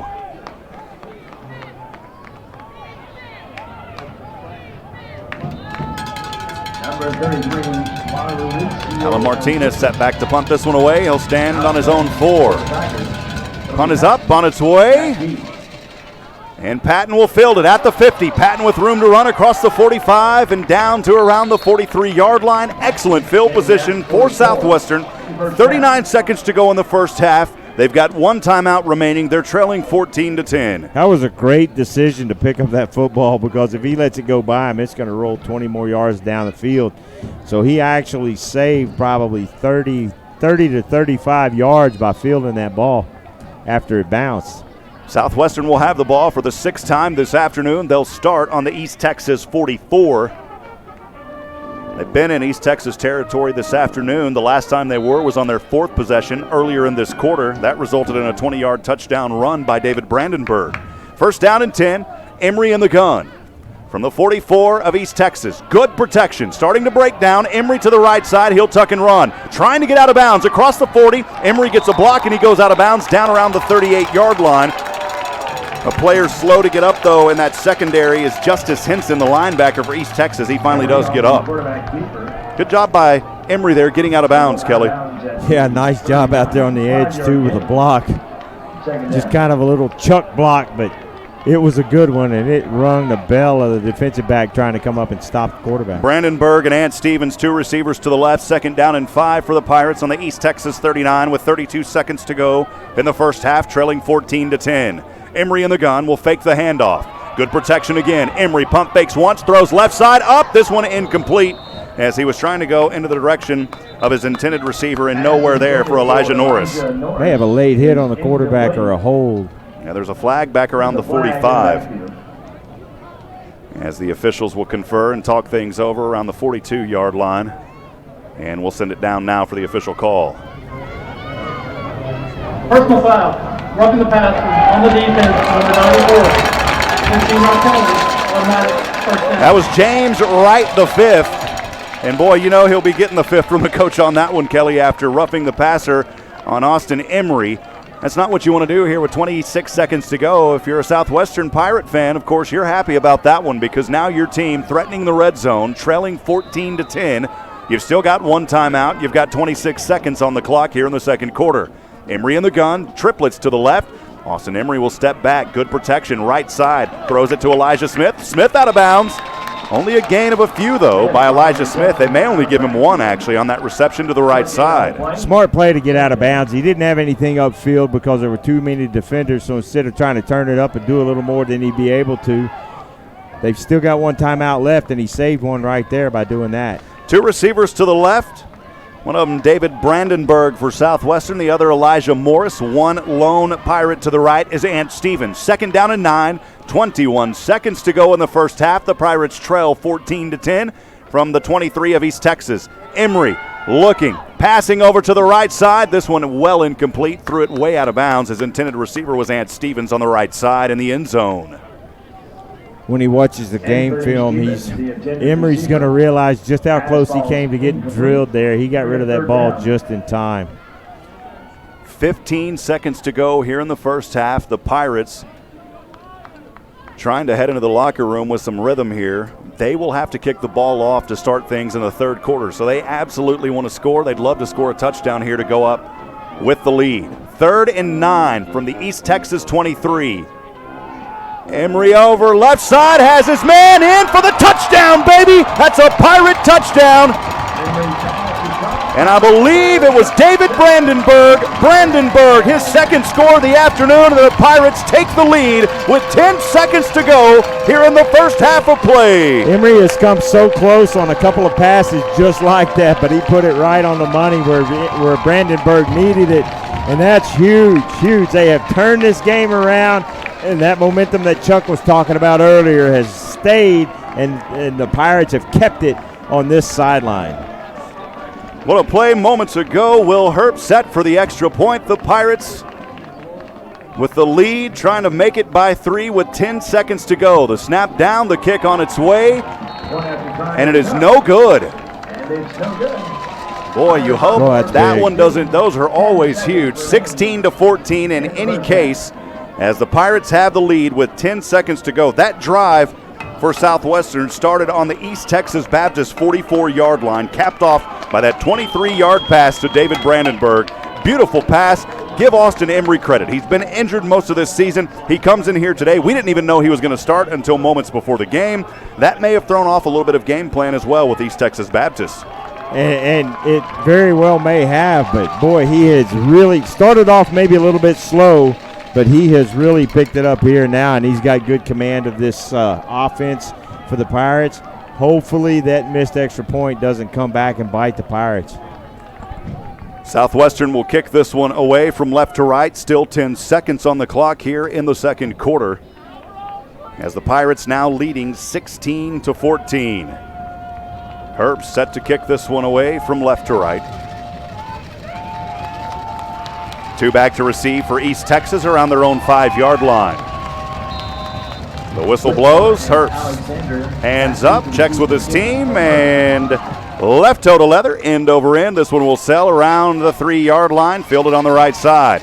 East Texas across the 20, still trying to dart through several defenders and down just shy of the 20-yard line on the right side. 4 seconds to go. I believe East Texas will just take a knee here. Don't think there's any reason to go for something here at this point of the game and risk getting any of your players injured. And I think they'll just take a knee. Well, and especially with the missed extra point, you've got there's no need to go after points on the board. You know, early when Southwestern was down 14, if you're in that circumstance, yeah, maybe you try something. But I think in this circumstance, you just put that knee on the ground and get out of here. And that is exactly what they'll do. Baca takes the knee as we tick from 4, 3, 2, and 1. And at halftime, your Southwestern Pirates come back 16 unanswered points after they go down 14-0 in the first half. The Pirates showing rhythm here in this ball game. Again, leading 16-14 as we enter halftime. We'll take a break for a little bit. We'll be back with halftime stats and more. Stay with us. This is the SHN Sports Broadcast Network. 14, your Southwestern Pirates 16.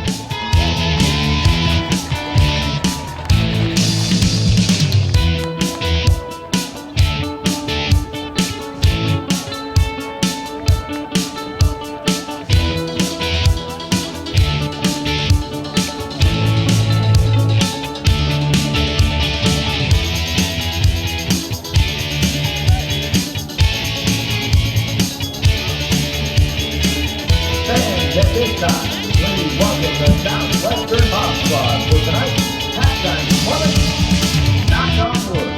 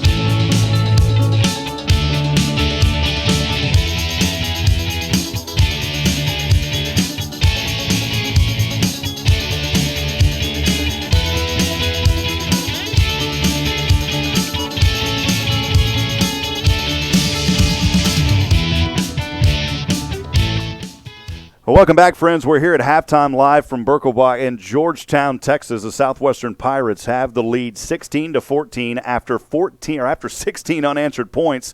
The Southwestern Pirates taking care of business here in this ball game.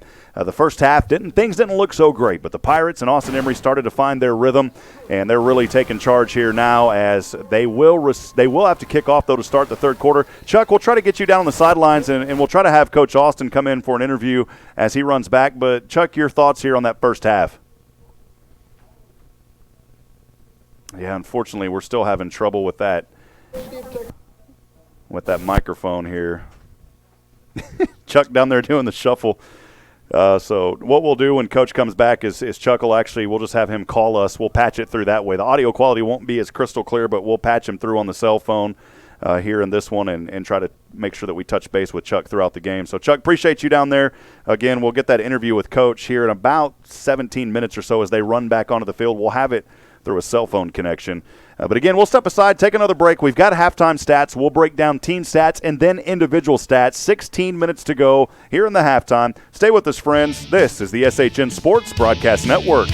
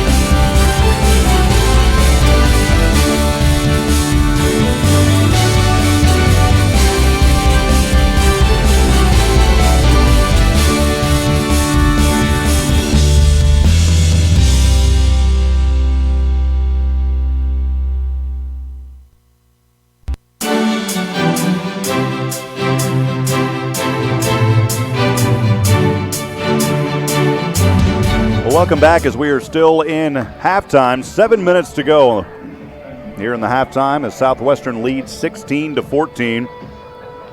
Chuck Cracy is down on the sideline, and here in just a few moments we may have that interview with head coach Joe Austin. Again, we'll have to play that through our cell network. Appreciate you joining us here this afternoon. A beautiful day in Georgetown, Texas. It was a little bit colder a few days ago, but today nice. And I haven't looked at the weather, Kelly, but I would guess to say it's, I'll just take a weather guess, maybe in the 60s. 66 Well, there you go, man. degrees. Doppler Dave not here today to give us that. 66 degrees, wind out of the north-northeast at 7 miles per hour, and it feels like 66 degrees. 26% humidity. Again, both teams coming out of the field house now as they're making their way back out onto the field.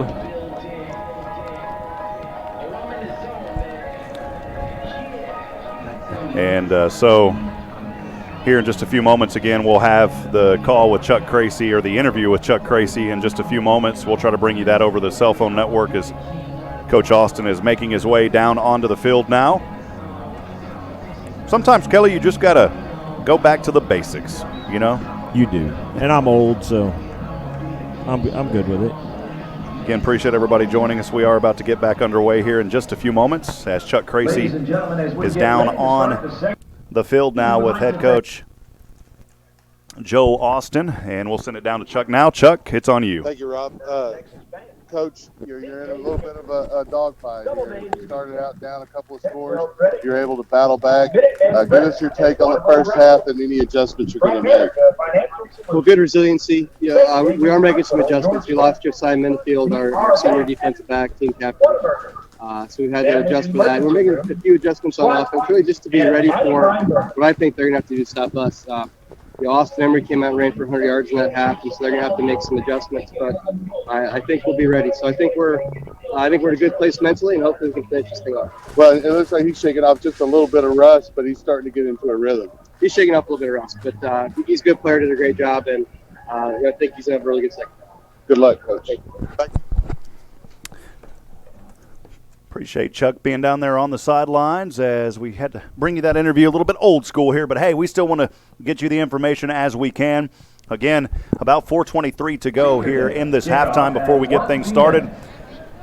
As we go back and look at that first half, though, Kelly, this was a Tiger team that came in here, Southwestern, and keep in mind, Southwestern has not beat East Texas Baptist in 6 previous meetings back to the reinstatement in 2013.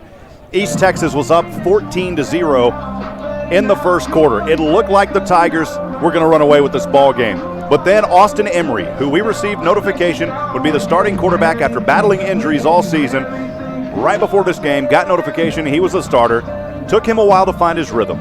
But overall, Southwestern comes in. They take care of business as the end of that first quarter goes away. Second quarter, again scoring. They lead 16-14, 16 unanswered points. What a lot of folks don't understand is shaking off that rust of not playing and practicing at game speed. You just cannot match game speed on the practice field. You can't match the intensity. You just can't match it. So it took Austin a couple of series to get that rust knocked off a little bit, and I think now we see why he was the starter at the beginning of the season before the injuries took place. First half stats here in this ball game. 14-16, of course, Southwestern leads. Southwestern with 14 first downs compared to 11 for East Texas Baptist. 22 carries for 97 yards for the Tigers. For Southwestern University, they have been dominant on the running game this afternoon early. Already 28 carries for 140 yards. That is nothing to be ashamed of, and a lot of it was on the foot of Austin Emery. Yeah, you heard Coach say he rushed for 100 of those yards himself, so he's done a nice job of picking his spots to run the football. Officially on the stat line, 19 carries for 90 yards. We'll go ahead and bump it up 10 more. Just give him 100 on that one. Let's do it. Austin Emery, though, taking care of business in this one. 109 passing yards for East Texas, 54 for Southwestern. 7 for 11 through the air by the Tigers. 5, 12, and 1 interception for Southwestern. Total offensive plays, 33 plays, 206 yards for East Texas, 40 plays for 194 yards for Southwestern University. There's been 1 interception in this game, of course, that on the receiving end of East Texas Baptist, able to pick off Austin Emery in this ball game. Southwestern doing a much better job this afternoon No fumbles, nothing lost on that end besides the one interception, the one turnover. You go back a week ago, 10 times the ball went on the ground, 8 of them were fumbles, and Southwestern really taking care of it here in this one, Kelly. Yeah, they have, and it's been good to see. And I talked earlier in the game, even before the game, about the self-inflicted wounds that Southwestern has inflicted on themselves a lot of this season, but they have done a really, really good job of eliminating those today. I think there's only been one pre-snap penalty on the offense, and they've done a great job of fixing those issues, and you see they've got the lead. Austin Emery, again, 19 carries for 90 yards rushing. He is 5 for 12, 54 yards through the air, 1 touchdown, 1 interception. Coleman Kerr carried it once for 5 yards. Elijah Smith, 5 for 14. Devin Shaw, 1 carry, 4 yards. And then David Brandenburg, 2 carries for 27 yards. 20 was his longest. Of course, that was the touchdown run on the receiving end. Not a whole lot going on. 4 different receivers for Southwestern University. Leading all receivers, David Brandenburg with 2 receptions, 32 yards, and that touchdown grab. Will Herbst had a good job from the kicking side of things. 1 field goal from 27 yards. He did miss that 1 extra point, though.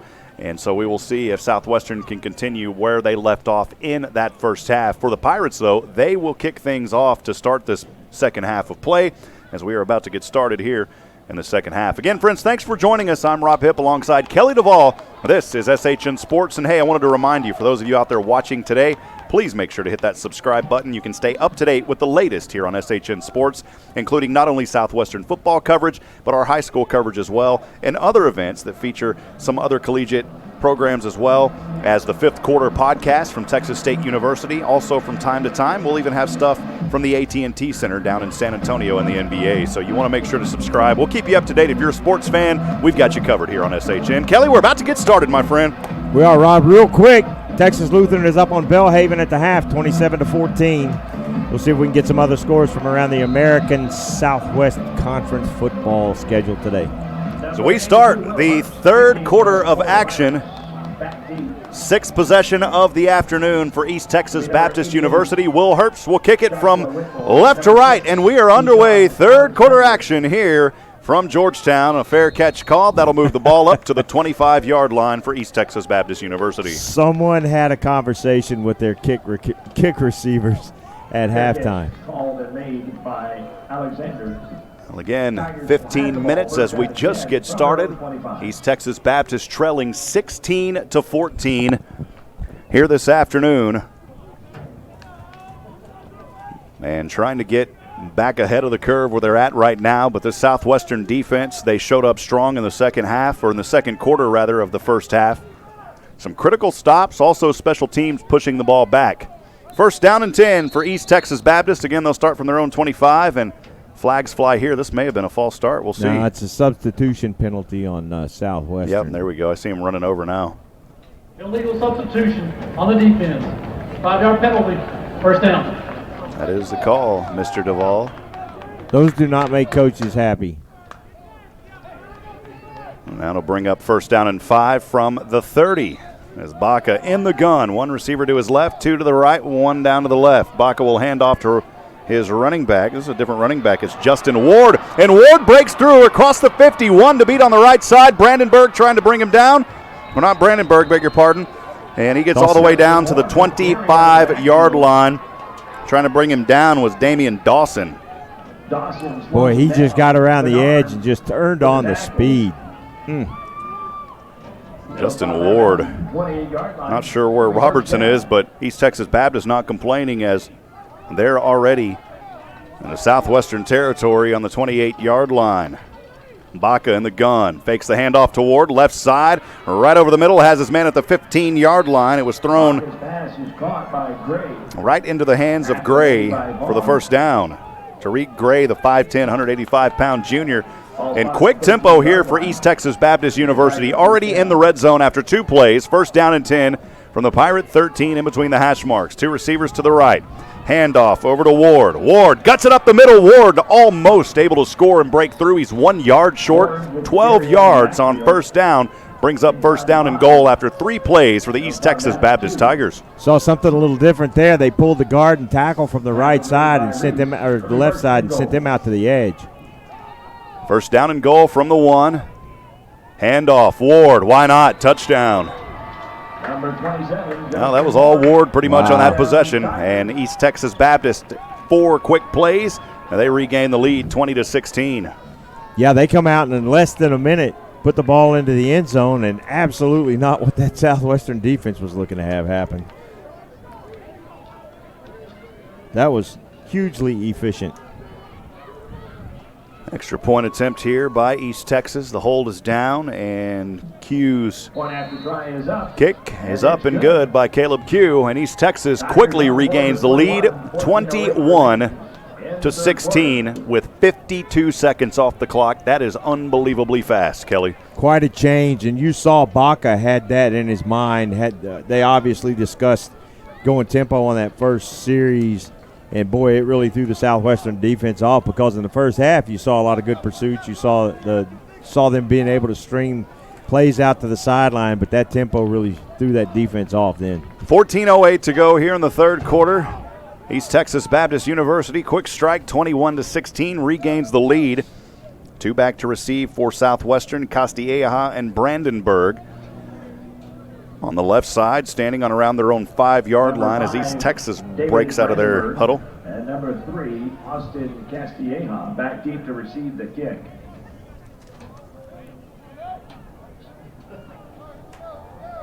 Number 32, Caleb Q, kicking.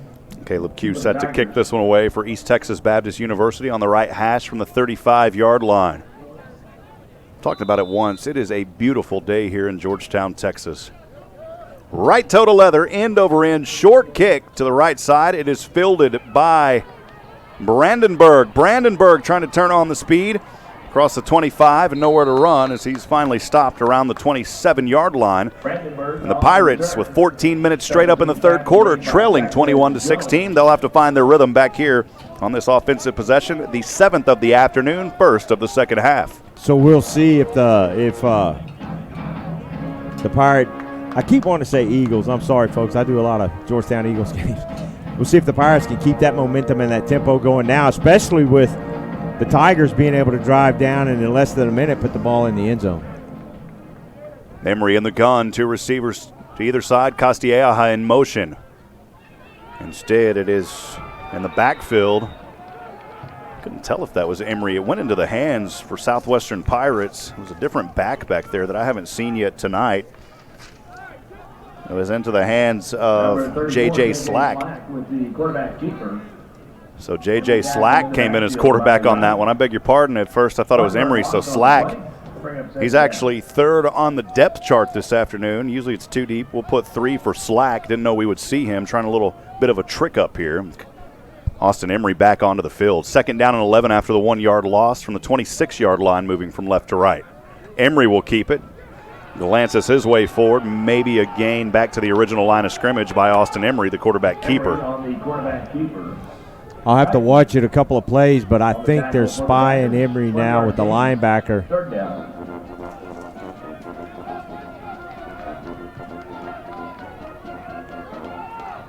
12:58 and counting here in the third quarter. Southwestern trailing 21-16.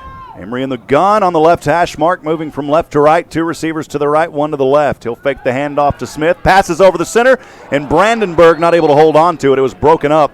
Good job on the play by the defense. K.J. Kelly, the safety, the sophomore, able to knock it away. Just got a hand on the ball, and if he doesn't tip that ball a little bit, knock it away from Brandenburg, then the Pirates are in the end zone. Victor Winfeld set to kick this one away, set to punt it away from left to right. It's 4th down and 10, so quick 3 and out for Southwestern. 1 back to receive for East Texas on his own 40-yard line. Winfeld gets the snap, right toe to leather. Got that one away just in time. It's a short punt and fielded at the 30. East Texas going to run with it. Not much on it. Maybe a gain or return of 2 or 3 up to the 35-yard line. A little pushing and shoving going on at the middle of the field. Nice job of somebody grabbing Peyton Vaughn and dragging him away. We don't need anybody getting kicked out of this game for throwing a punch. So, East Texas will have the ball for the 7th time this afternoon, their 2nd time of the second half. They've been taking care of business here to start things, leading 21-16.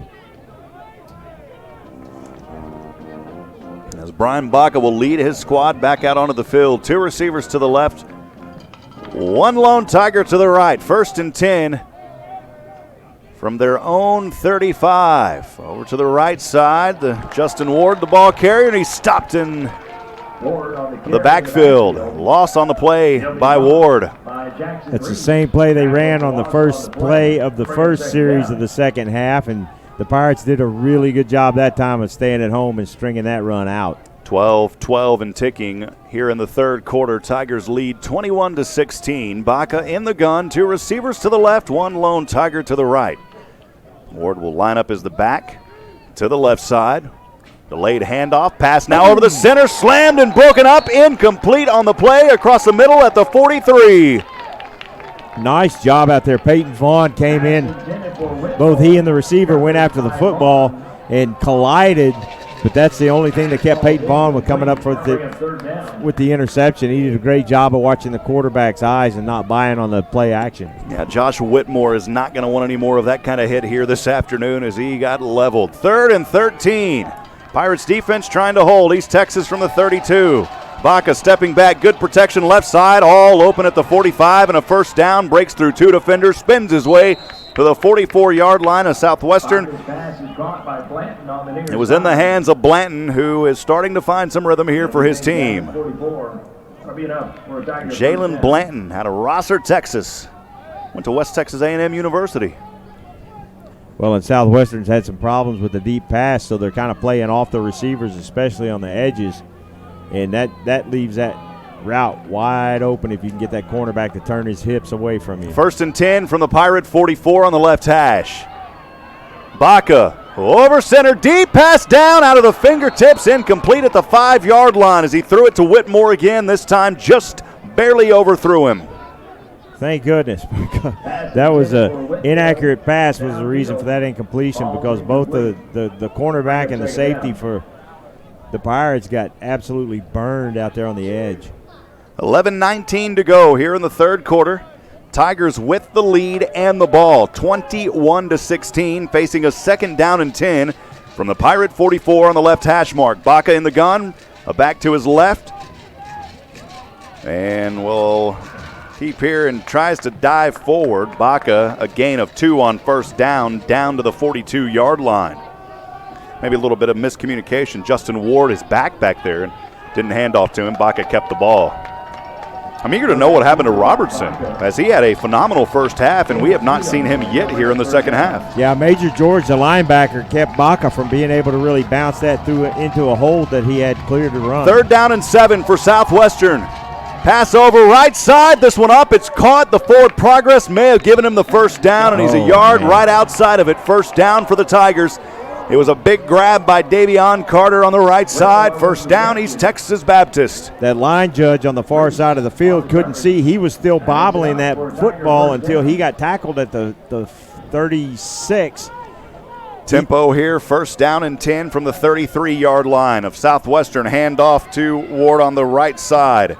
Still on his feet, battles through several defenders, picks up 7. It'll be 2nd down and manageable for East Texas. Pick up of 7 on the play. This is a big series. Big series for the Pirates and for the Tigers, because points here, and you kind of suck some of the wind out of the sails of the Pirates. 2nd down and 3 for East Texas Baptist, threatening the red zone of Southwestern. They've got the lead 21-16, 10 minutes to go here in the third quarter. Baca in the gun, stands on the 31. Delayed handoff again to Ward. Ward to the right side, spinning around, ankle tackle, maybe a gain of 1 down to the 25. He was able to avoid the tackle by Grant Mitchell, but the safety comes in and shuts that down short of the first down. He's a strong runner, big, strong kid. 2 receivers down to the left here for East Texas Baptist University. Jalen Blanton alongside Tariq Gray. 1 lone Tiger to the right on the right hash mark. 3rd and a short 2. They've converted 2 other ones. The running back able to bounce through. And another first down, Justin Ward. He was initially stopped for a loss of 2 in the backfield, but was able to ping pong his way off of a defender and battles his way to the red zone. That's a first down for the Tigers. They've converted 3 third downs on this possession, on this drive, Kelly, if I'm not mistaken. Yeah, they have, and they've been big third down conversions because it's been an opportunity for the Pirates to get off the field on defense, but they need to shut this down and see if they can come up and stop that misdirection that's happening. 9:05 and ticking in the third quarter. East Texas leading 21-16 with the ball, moving from right to left. First down and 10 from the 20 of Southwestern in the red zone. Baca claps once, fakes the pitch, misdirection back to the left side, across the left hash mark, across the 10, and finally drug out of bounds around the 10-yard line, and that's going to be a late hit against Southwestern as the Pirates, and I hate to agree with the call, but it's the truth, as Baca was already out of bounds, and Southwestern's Damian Dawson's going to get that penalty. Damian Dawson is the one called on it.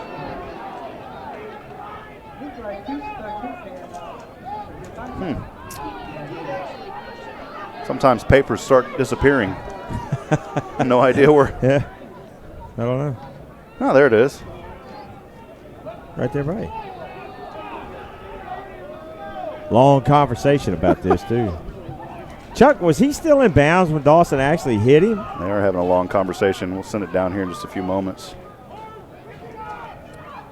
They're waving it off. That's a good no call. Baca stopped running, slowed down, and just but Damian Dawson came up, and I thought when he hit him, he was actually still in bounds. Yeah, you don't have a replay here at D3. Second down. I'm not gonna be down about it. Go back and watch it as a Pirates fan. Yeah. No, I think that was actually the right call, and that's the third time today the referees have gotten together, and I think they've gotten the call right. Second down and a short one for East Texas on the left hash mark. Baca in the gun from the 11-yard line. He'll stand in the gun on his own, or on the Southwestern 17. Pitch back over to the right side, dancing in, touchdown, Keyshawn Alexander. Keyshawn Alexander, 11 yards on the right sweep for the touchdown for East Texas Baptist University. Number 4, Peyton Vaughn, came up, and instead of going right to the ball carrier, he has seen his speed. So instead of going right to him and making a tackle behind the line of scrimmage, he broke down and waited for the running back to make his move, and the running back just juked him. There's an injured Pirate down on that far side with 8:21 to go here in the third quarter. I believe it may be number 3, 4? 32, I think. Chuck Cracy's down there giving us the hook 'em horn signal. We do have an injured player, though. Chuck, I'll try to pull you in. I'm not sure if we've got you.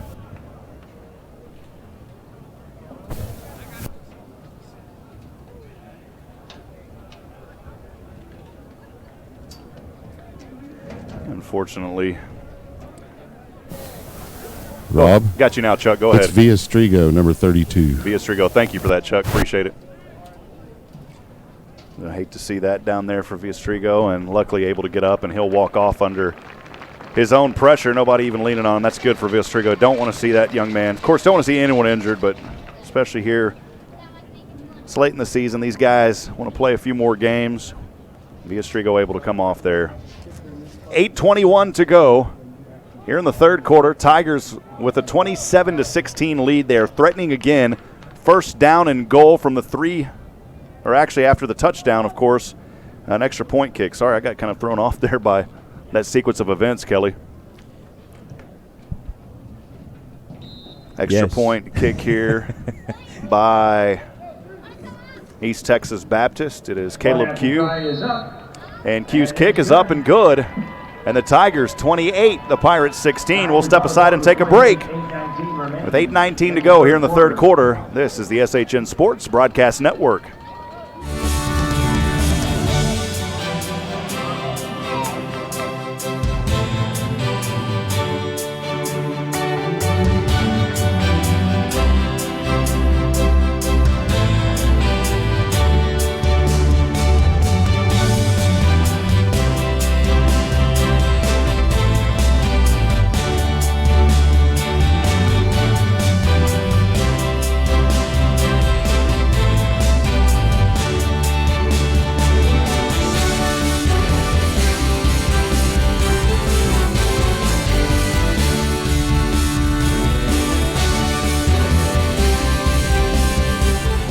Welcome back live from Birkelbach Field here in Georgetown, Texas. Southwestern trailing 28-16 after a drive that started for East Texas on their own 35-yard line. 65 yards down the field, capped off by an 11-yard touchdown run by Keyshawn Alexander. 28-16 again your score. This kick on its way.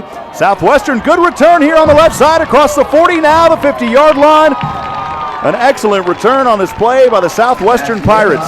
It was Castilleja, and the Southwestern Pirates needed a little bit of life, and Castilleja might have just given it to him as he brings it all the way into Tiger territory at the 49-yard line. What a great return, and now the challenge for the Southwestern coaches is to not let these guys get too far down. They're only down 12 points. 2 scores. 1 score puts you right back in this game. 2 scores gives you the lead, so they've got to keep their heads up because the same exact thing happened in the first half, happened in the second half. East Texas Baptist jumps out a little bit, but the Pirates are definitely still in this ball game. They got to keep their heads there. First down and 10 for Southwestern on the East Texas 49. Emery on the keeper, dancing through defenders across the 40-yard line. Emery has a first down on the keeper, 11 yards down to the 39. It'd be fun to see some tempo here by Southwestern. Due to their defense, what they were able to do to our defense, keep them on their toes. Emery able to keep it. They'll give him another yard down to the 38-yard line. Emery in the gun. Elijah Smith, the running back, will line up behind him. 2 receivers to the left, 1 receiver to the right is Ant Stevens. First and 10 from the East Texas 38, trailing 28-16 with 7:42 to go in the third quarter. Hard count here for Emery. Pitch back over to Elijah Smith, and Smith finds daylight. Smith across the 10 to the right side. Touchdown for the Pirates. 38 yards. Elijah Smith and the Pirates coming alive here in the third quarter. Beautiful run and some great blocking. I wasn't able to see who got that block out on the edge to spring him, but boy, that was a great block. He waited for the block to happen and then cut up field and turned on the jets and was gone. Right back in this ball game.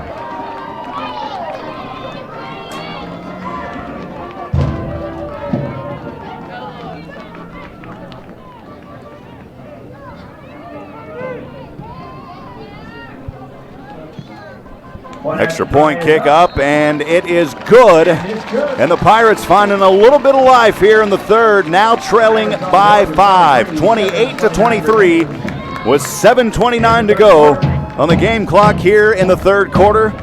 Boy, we talked about Castilleja on that return, saying maybe that gave the Pirates a little bit of life. That did, and here's a little fun fact. That drive started on the East Texas Baptist 49, capped off, of course, by that huge 38-yard run by Elijah Smith. Here's the fun fact. All 3 times that Southwestern has started in East Texas Baptist territory on their drive, they have scored a touchdown. Let's keep that up here this afternoon. If the Pirates can come back and win this football game, then that's one of the things that East Texas Baptist will be able to point to as far as giving Southwestern a short field to work with on some of their scoring drives. East Texas Baptist set to receive. They'll have the ball for the 8th time this afternoon, the 3rd time here in this second half. Again, 7:29 to go in the third quarter. The Pirates trailing 23-28. Herbst will set to kick this one away from his own 35.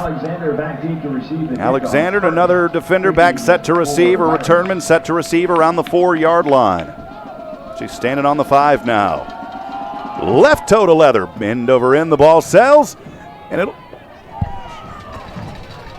it'll drop at the 10-yard line. Good return here by East Texas, still on his feet across the 50-yard line, and this one may go 90 yards for the score, and it does. East Texas Baptist University. Alexander with a 90-yard return. Oh my goodness. Whoa, Nelly. Stealing one. Legendary broadcaster. Boy, he broke one tackle and then nobody else got a hand on him. 90-yard return by Keyshawn Alexander.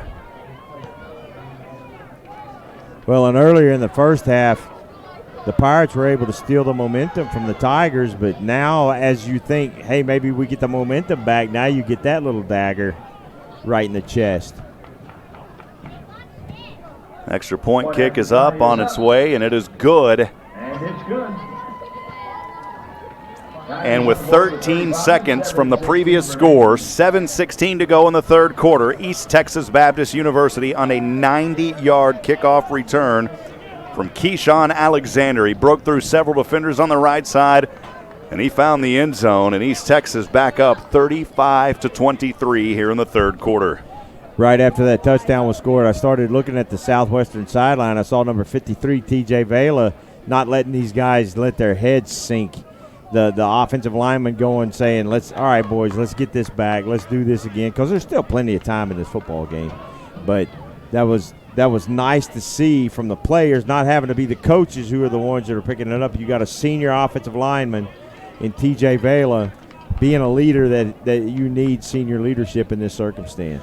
Brandenburg and Castilla set back to receive on their own 10-yard line as East Texas Baptist taking some time breaking out of their huddle. They finally do. This ball will go from right to left once it's finally kicked here on an almost clear day in Georgetown, Texas.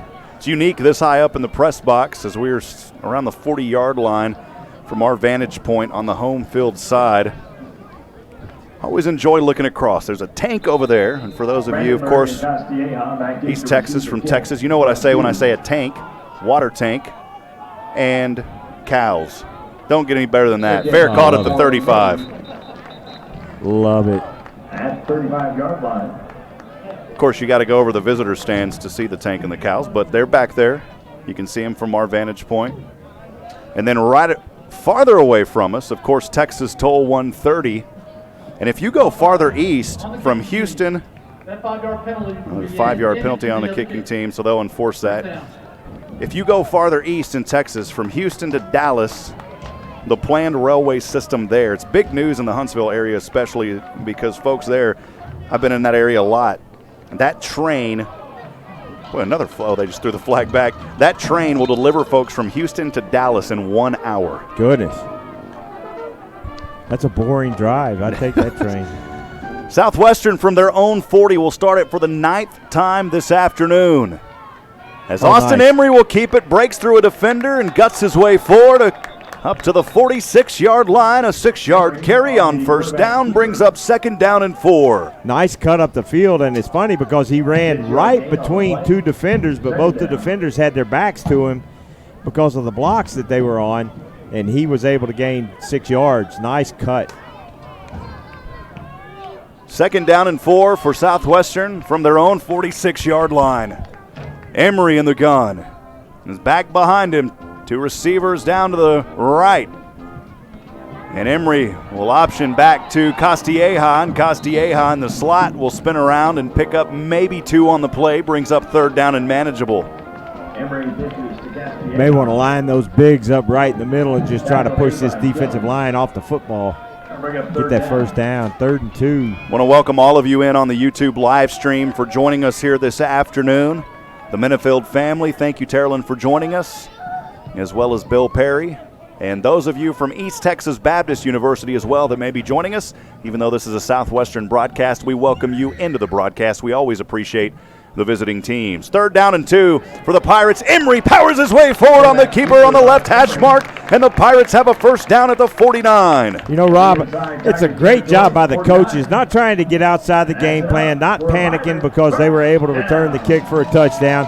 They got plenty of time. They're sticking to their game plan, and now you see the results of that with Southwestern being able to move the football. Emery doing a good job of staying patient and moving this ball down the field. 1st down and 10 for Southwestern in East Texas Baptist territory on the 49, moving from left to right, trailing 35-23 with 5:30 to go in the 3rd quarter.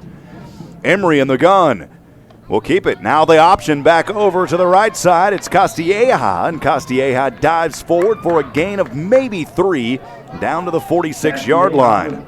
Austin hangs on to that football until the absolute last second, and that does a couple of things. If he pitches it too early, the guy that's responsible for taking Austin on that option could collapse over and stop the running back, but he keeps it so long, he makes him absolutely commit and takes him out of the play. After a 3-yard gain, it's 2nd down and 7 from the East Texas 46 with 4:50 to go in the 3rd quarter. Emery will keep it here, tries to roundabout his way through defenders, and they're not going to have it. A 2-yard loss on this play brings up 3rd down and 9 back to the 48. I think that was one of those circumstances where Austin thought he had a little more space outside because he had a decent bit in the middle.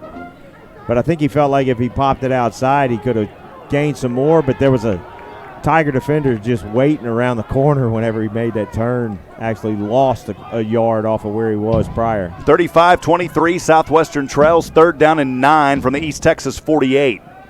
Emery, and he trips over his own man, and he'll go down, and wonder who will be attributed with the sack there. He went down under his own power, his own man. He fell off the back leg of Jared Wiggins, the left tackle. Josh Reed, number 90, was the closest defender to him, so he'll get that, probably be credited for the sack. And he was the one who was on that block. Does he get a half sack on there since, you know? It'll say sack and then assisted. Yeah. 4th down and 13 for the Pirates. They'll punt this one from around their own 35, running over to the right side. Barely gets this one away. The Pirate punter goes down on the ground, and for the 2nd time this afternoon, he goes down and no flag. Coach Austin, he wants a flag, and that punter for Southwestern is gingerly getting up. It's Victor Winfeld, and he's very frustrated that he went down and no flag was called, and I've got to agree with that play, or with that. There is no foul for roughing the punter. The punter was outside the tackle box. Not going to agree with the no call. I guess that's the way it is. I'm going to agree with Winfeld being frustrated on that play. Well, when the punter comes outside like that on that rugby-style kick, which we see a lot at the major college level, when he comes out there, once he leaves that pocket area, they call it the tackle box, It's like he's a running back. 1st down and 10 for East Texas. With a 9 time this afternoon, they'll start from their own 20-yard line. Not much on the first play. Maybe a gain of 1 brings up 2nd down and 9. Ward, the ball carrier, the running back. Pirates have got to keep points off the board here. They don't really have the offense built for a big comeback, but they do have an offense that can stay in this game down 2 scores. So this is a big drive for the Pirates defense. Not a whole lot of drives in this game. It's been a lot of time coming off the clock on both sides. The Pirates have 4 up front. On a 2nd down and 8 from their own 22, East Texas with the lead. Ward again, the ball carrier to the right side, up to around the 28-yard line. He'll be 2 short of the 1st down at the 30. I suspect we're going to see a heavy dose of the running game from the Tigers now to try to keep that clock running and just get out of here as quickly as possible. But we still got a whole other quarter to go if we can get a stop. 2:38 and ticking in the 3rd quarter. Tigers with the ball in the lead, 35-23, 3rd down and 2. Baca will hand off to Ward. Ward, he's got the 1st down up to the 31-yard line. He needed to get to the 30. He got 1 extra 1st down. Tigers, that'll move the chains and keep the clock ticking. He's hard to bring down, and you rarely see him go down on the first contact, and that was the case then. He had 2 guys get a shot at him going low on those legs, but he was able to fight through. 1st down and 10 from the 31 on their own side. East Texas to the left side. And once again, getting a lot of action here in this 3rd quarter and 2nd half. The ball carrier, Ward. Hey, friends, wanted to remind you that the SHN fan line is open during this game for texting. If you're out there listening today, we'd love to hear from you.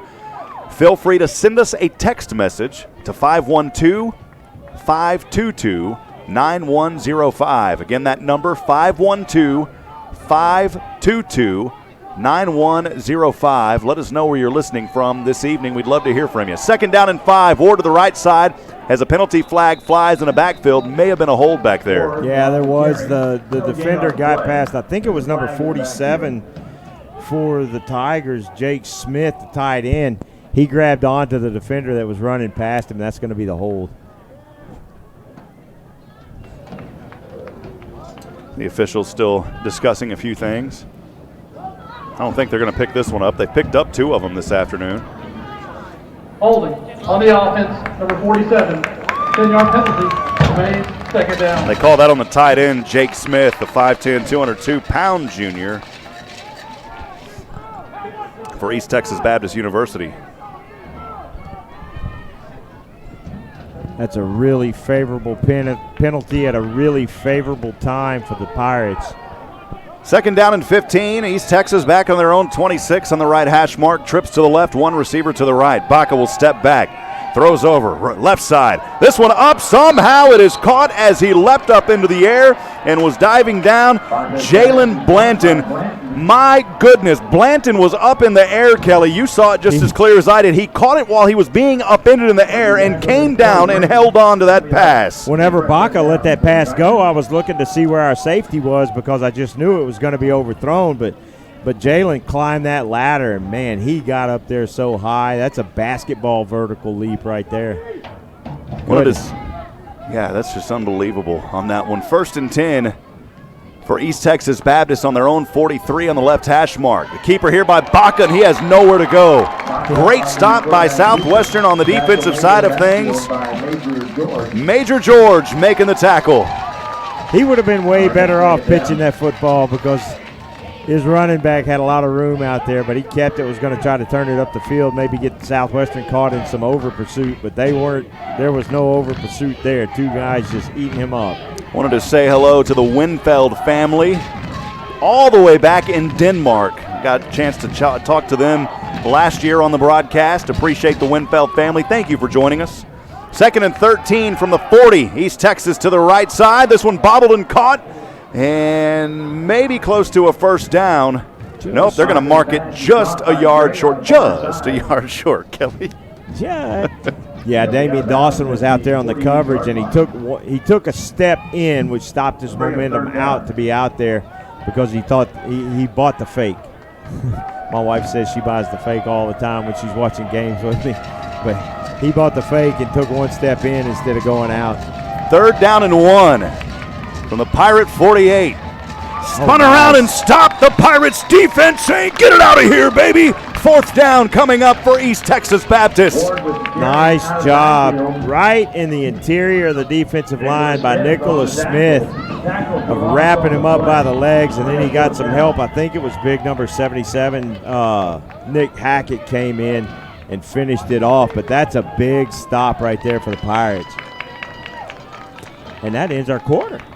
That does end our quarter. 3rd quarter action over as the Pirates trail 35-23. Some more text messages coming in. Again, please text us. Don't call that number because we won't answer it. But again, want to say hello to the Winfeld family.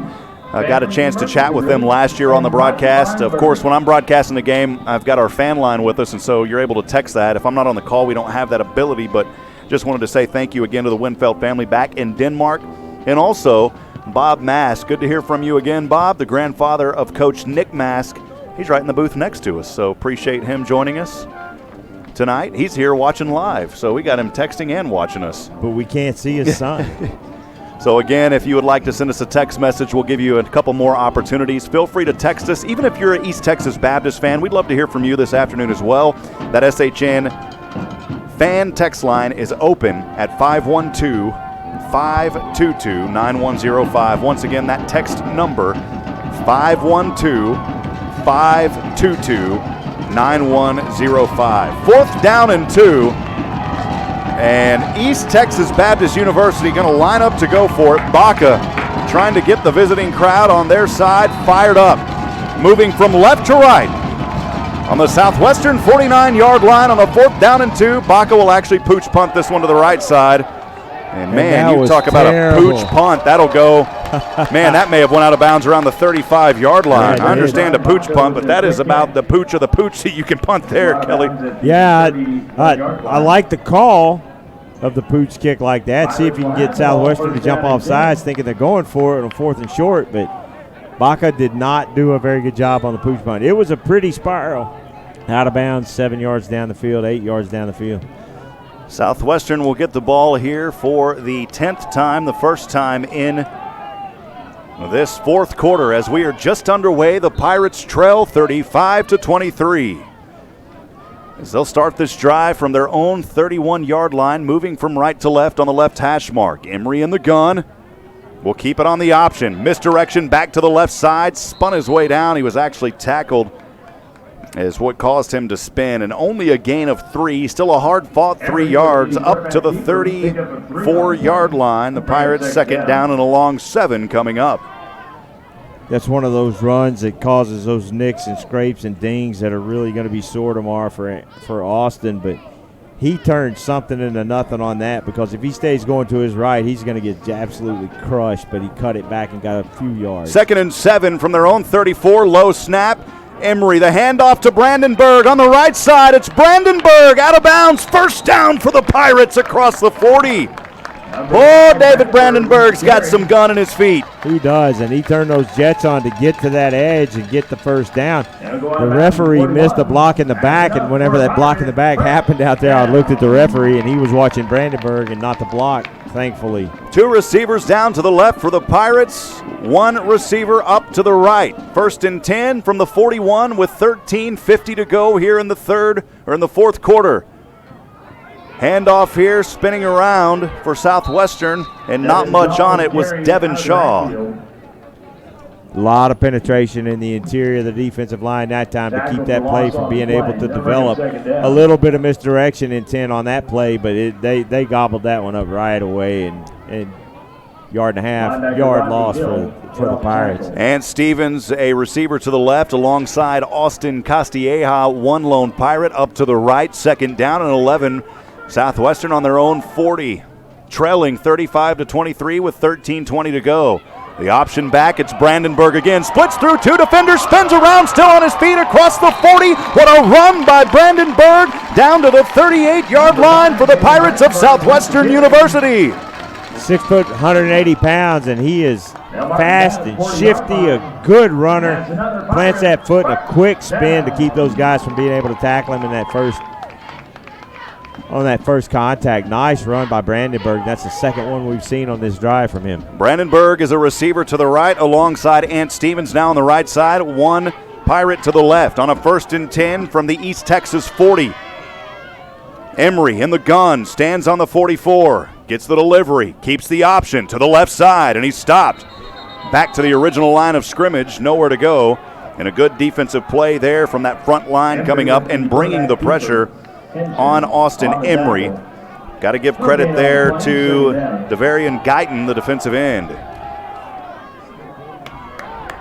James Wright, number 94 for the Tigers, just kept talking to Emery after the play, kind of following him around, and referee just let it go. That's the kind of stuff that starts getting punches thrown late in the game. 12:16 to go here in the fourth quarter. Southwestern trailing 35-23. Emery being chased from behind, throws right side, and Castilleja drops it. It would have been a first down to the 28. I don't even think Castilleja may have been ready for it, as Austin Emery was being chased, and Emery delivered a strike, and unfortunately Castilleja couldn't hold on to it. He tried to turn and run before he got hands on that football. He turned his head just as the ball was getting to him, and that's one of those basics that you go to. You've got to do the basics, and he missed it on that play. Boy, that would have been a big first down here in the fourth quarter. 3rd down and 10 as Elijah Smith will run back into the game, lines up as the fullback. Austin Castilleja will head over to the sideline from the 40. Emery in the gun. Hands off to Smith. Left side, Elijah Smith to the 35. He's slammed down 5 yards short. And we'll see what the Pirates do here in that no man's land. Will they go for it on 4th down? They have converted 1 4th down opportunity in this ball game already. He stiff-armed number 24, Justice Henson, the junior linebacker, just stiff-armed him and almost put him on the ground with that stiff arm. My goodness, that was a Blair Orr will head back over to the sideline as Elijah Norris, part of 2 receivers to the right. 4th down and 5 for the Pirates. On East Texas 35, they trail 35-23 with 11:50 to go in the game. Emery in the gun will hand off. And Elijah Smith, he maybe was stopped a yard short. He had to get to the 30. I think he got down to the 31. Just short. He's not even a half a yard. Oh, they gave him the first. Oh, there we go. I thought the spot was short.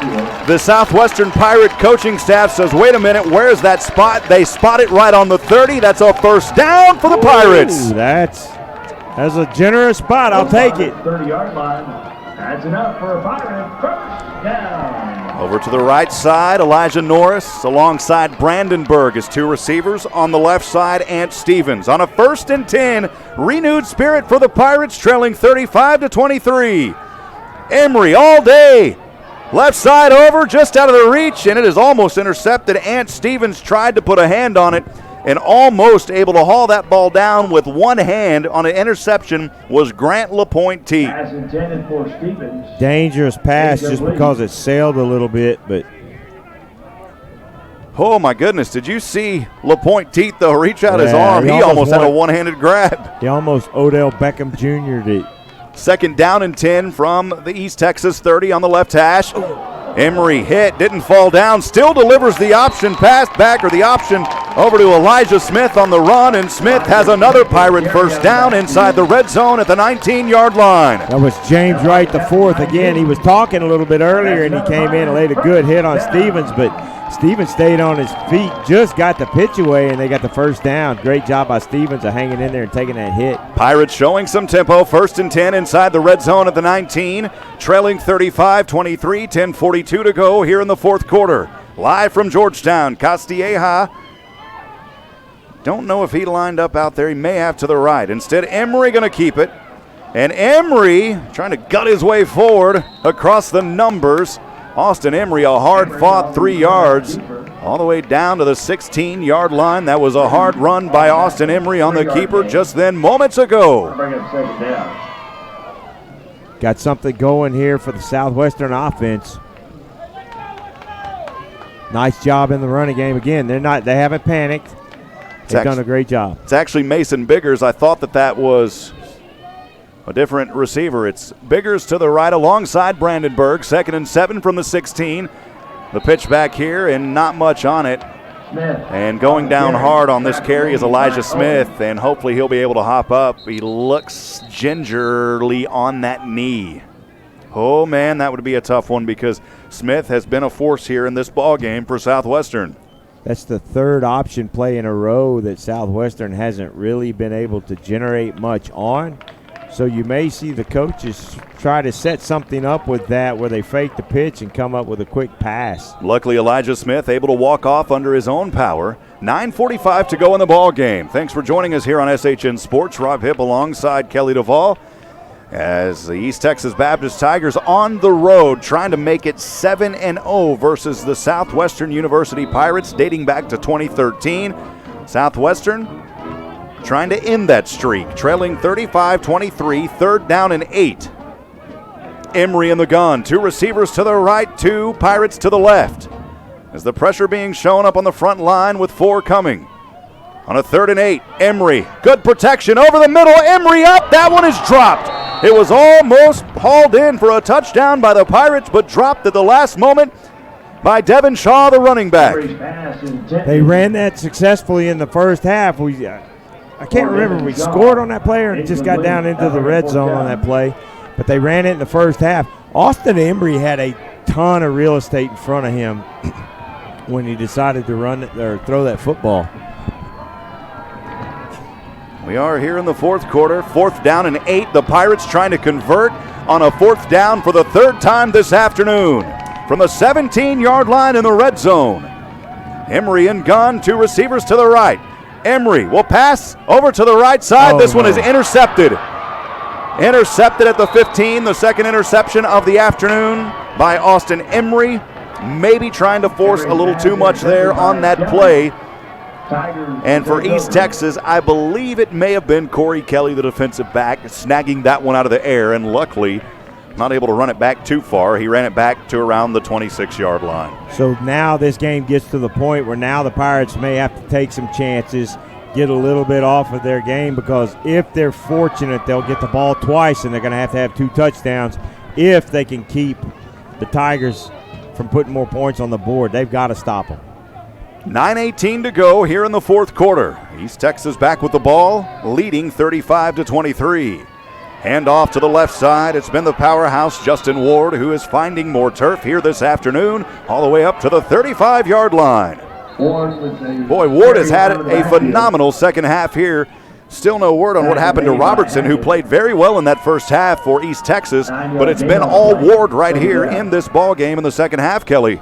Yeah, and you wonder, there had to be something that we didn't necessarily see to keep him out of this second half. You know he wants to be in there. Second down and a short one, and the whistle blows, and a timeout called by East Texas Baptist University. Again, 35-23, your score, 8:44 to go here in the fourth quarter. Kelly, you got some score updates for us, possibly? I don't have any from the American Southwest Conference, but I've got some on our NCAA scoreboard right now.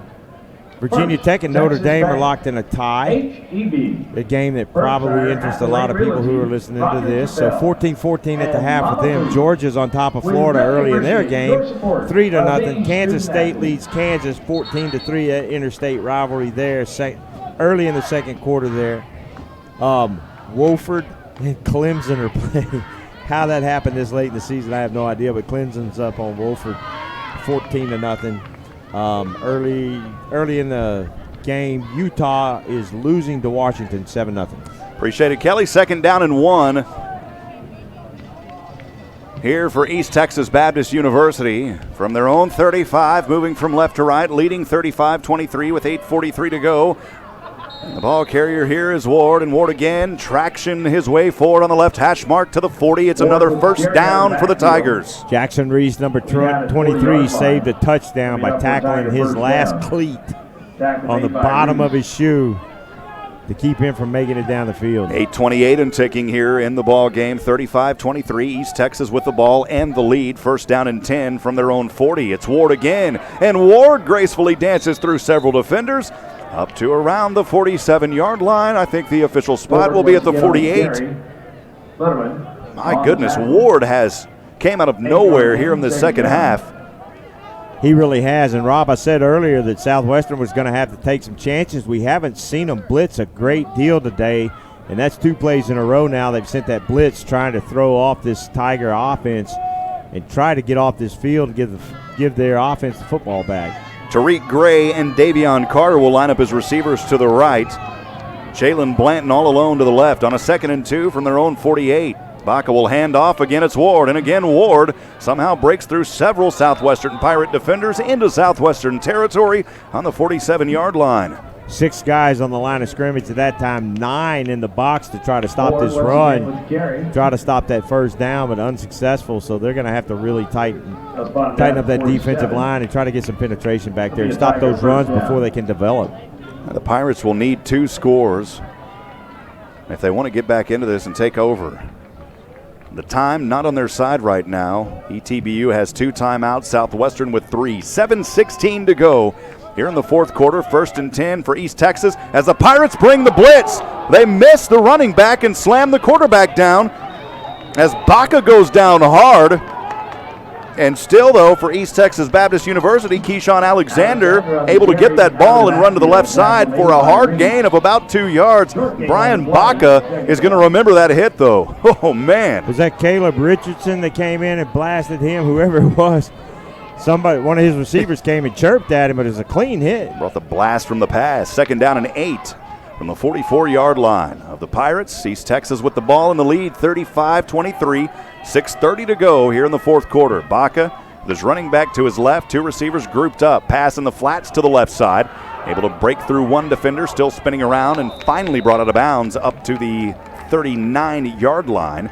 Well short of the first down, have to get to around that 37, so it'll be 3rd down and 2. One of those small details, but the referee said he stayed in bounds. I guess he called his forward momentum stop, but he got blasted out of bounds, which should have stopped the clock, but the referee said his momentum was stopped, and that was the down instead of the tackle out of bounds, so the clock keeps running. Davion Carter, far right, alongside Tariq Gray, as that's been most of it here in this drive for East Texas Baptist University. They'll stand staggered, 1 to the left, 3rd and 2 from the Pirate 39. Alexander here, he stopped, nowhere to go, back to the original line of scrimmage, nowhere to run for Keyshawn Alexander, and the Pirates force another 4th down. Nice tackle by Nick Baldonado, came up and just a good open field tackle, shoulder right in the hips, wrapped him up, took him to the ground. Big 3rd down here. Clock ticking, 5:25 to go in the fourth quarter. The Pirates trail 35-23. A fourth down and 2 coming up for East Texas Baptist University. I'm sure they'll go for it here. As the game clock at 5:11, the play clock at 10 and running down. We'll see if maybe they just let this run all the way down and take a delay of game and punt this one away. I think that's what they'll do. So they'll take. I like it when the vocal fans are really close You know, to the field line. I understand that the Tigers have the lead, Join SHN Sports and head coach Joe Austin. but they're gonna, punt this one away, obviously. Take, in my opinion, and again, I'm not second guessing any coach, but I'm just saying from my perspective, take the delay of game and punt it away. They just burned a timeout. They let the clock run all the way down and called a timeout. Why not take the delay? Yeah, I don't. Yeah, you give your punter. They're going to punt it more anyways. room. Yeah, and you give him more room, exactly. Yeah, he's only got 39 yards to try to sink this wedge shot. Usually on these punts, they'll try to go for that coffin corner. We'll see where they try to punt this one away. I'm assuming they'll punt for it. Maybe I'm wrong altogether, Kelly. That's why I call the games. I'm not a coach. Boy, you said it. And they're going to go for it. And that's why they didn't do that. Unless we'll see another pooch punt here. The other one wasn't so successful for Baca. Fourth down and 2 for East Texas on the Southwestern 39 on the left hash mark. With 5 minutes to go. And Southwestern looks like they're going to try to bring a rush here on the defensive side. We'll see if they pull back. 4th and 2. That play clock running down again with 1 second on it. They barely get it off. Baca will pass left side up, has his man across the 20, 10, 5, and touchdown. 39-yard pass all alone by East Texas Baptist University. And that is why you don't run the clock down. That's why you call the timeout. It was to Jake Smith, the tight end, 39 yards. Play we haven't seen, and Smith chipped his guy on the edge and then went out into the flat. The Pirates sold their soul on the run play there to stop that run, because you're thinking 4th and 2, 4th and 3. They've had some success in the running game. You think that's where they're going, and they burned them. Extra point by Q, up and good. And it is 41 and make it 42-23 with 4:54 actually to go on the game clock here in the fourth quarter. Well, again, friends, thanks for joining us. We'll be back on the air for the final 2 games, of course. The next one here for Southwestern will be at home versus Howard Payne University. And then on November the 16th to end the season at Hardin-Simmons. We'll have both those calls right here at SHN Sports. Of course, both of the remaining games, I believe, at 1 p.m. Appreciate your support all season. Speaking of support, a lot of folks joining us here this afternoon. Coach Austin's mom texting us.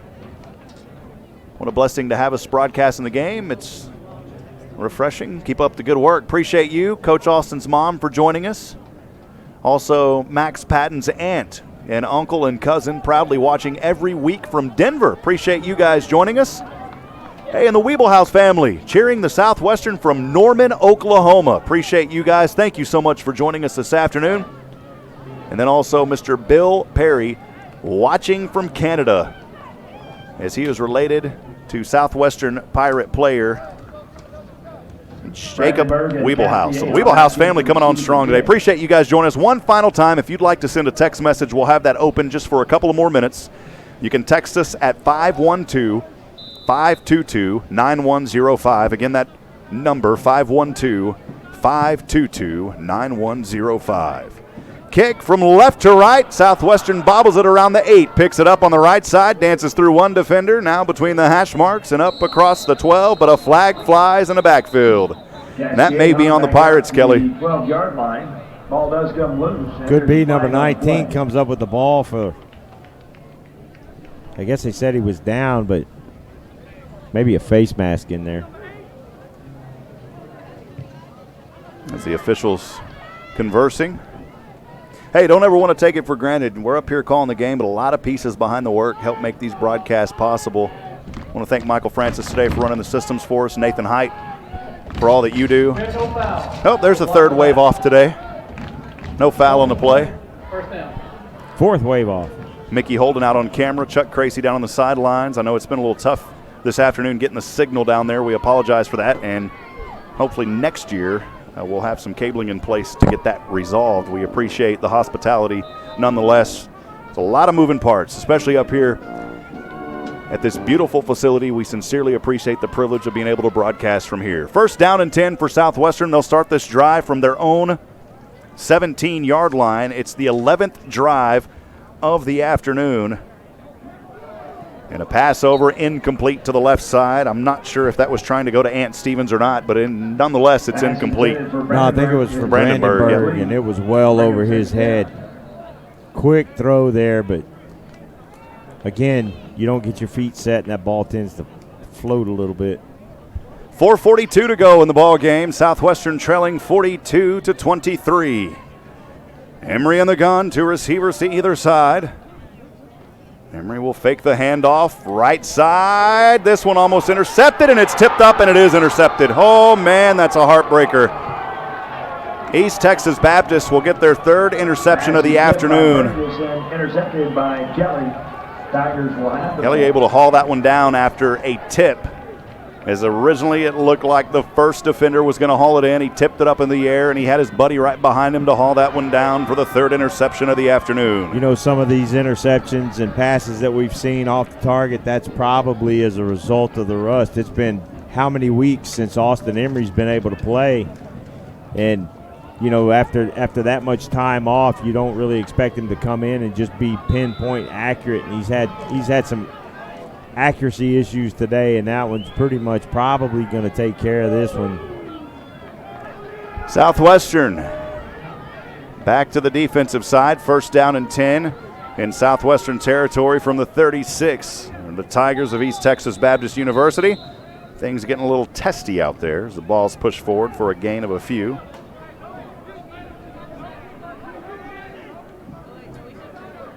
To around 33. Some new players out there now for East Texas Baptist University. Second down. Bailey Badeau as the quarterback now, I believe. I'll see. No, it's not Badeau. Badeau's the running back, a new quarterback as well as Brad Freem. Didn't know if we would see him today, but with the score where it is, we do see Brad out there. And Brad, a 6'1", 190-pound freshman, getting a little bit of playing time. Freeman again will hand off to Badeau to the right side, able to grace through defenders. Flags fly, lowers his left shoulder, glancing across the numbers down to the 25-yard line, and we'll see what this one's probably coming back on Bailey Badeau.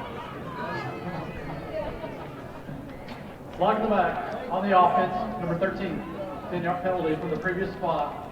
Remains second down. It's Keithlan Griffin getting called with the penalty there. Hey, Rob. He's from Pittsburgh. Yeah. Pittsburgh, Texas. So number 8, I'll have to educate you a little bit. He's from Louisiana, so you're going to pronounce that Badeau. Badeau, okay. Appreciate Badeau, it. that's the Cajun pronunciation. Badeau. Bailey, but what did I say? Badeau. Badeau. Bailey Badeau. That is a Cajun name, my friend. Caudé Don. From Central Catholic. He also went to Nicholls State. Of course, Nicholls State, a Division I college. So a transfer down here to Division III and probably getting a lot more playing time. Yeah, Patterson, Louisiana, that's going to be a Cajun name. Second down and 17. As Badeau will have it to the left side, and Badeau on his feet. Badeau is looking bad as far as a positive bad, if you want to say it that way. 43 yards, but the flags. With the carry out of the backfield, that's Bailey Badeau. And Badeau, for the time being, it's a 43-yard run. There are flags, and this one may stand. We'll see what the call is. It's one of those words I probably shouldn't have said because, you know, sometimes you can say bad, like, man, that's a bad play, like bad as in good. I don't want to throw off. That was a great run by Badeau. Right. Now a referee came down here and threw a flag, too, and he just threw it.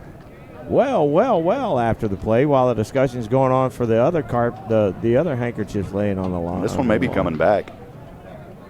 I think these two in the middle of the field were after the play.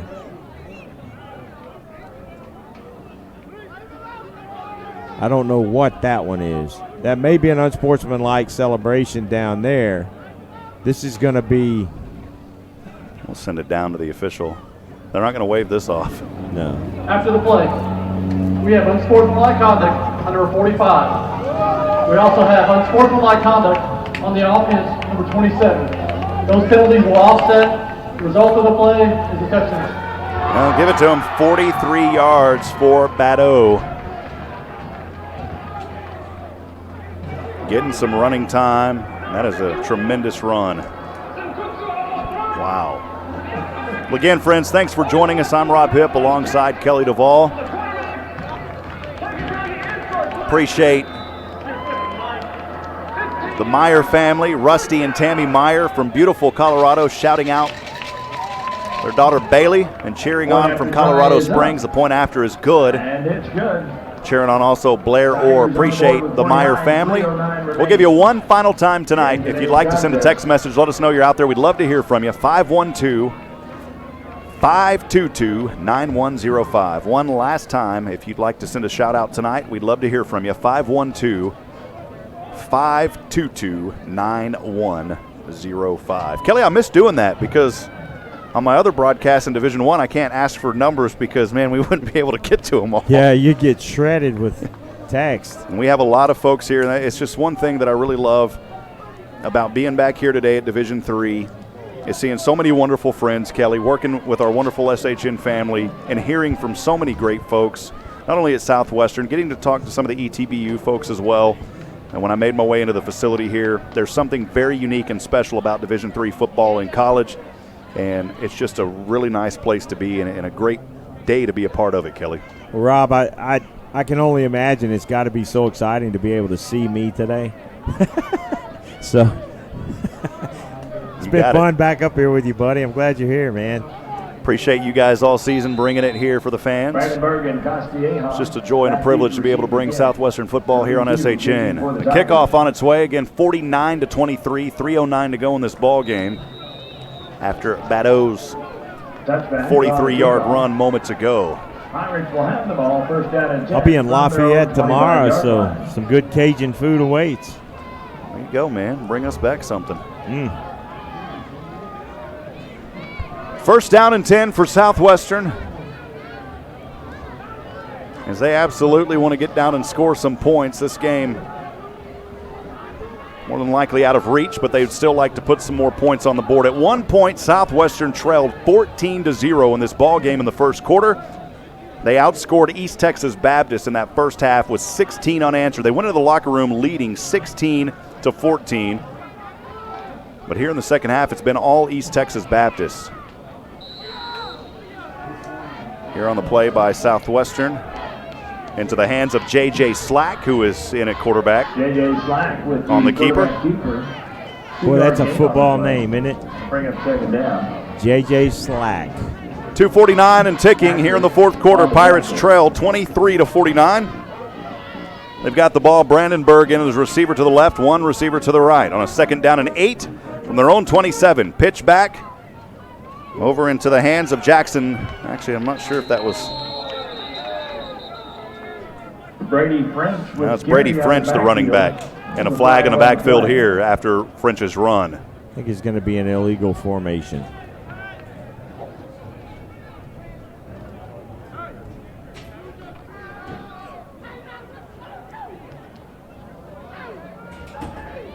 Personal foul. Chop block on the offense. Number 38 to the 69. That 15-yard penalty. First down. So chop block was the call. A 15-yard penalty will be at the end of the run. Second down. Brings up second down, unfortunately, there for the Pirates. They're just trying to find a little bit of life here, get another score, and try to have a positive takeaway in this ball game. Got to give credit to Southwestern this season. They have battled through and I know I said I wasn't going to say it, but for those just joining us, those that may just be browsing on YouTube saying, what am I watching? This is Division III college football here in Central Texas, just outside of Austin. The Southwestern Pirate team battling injuries all season. Slack under center will hand off to the left side.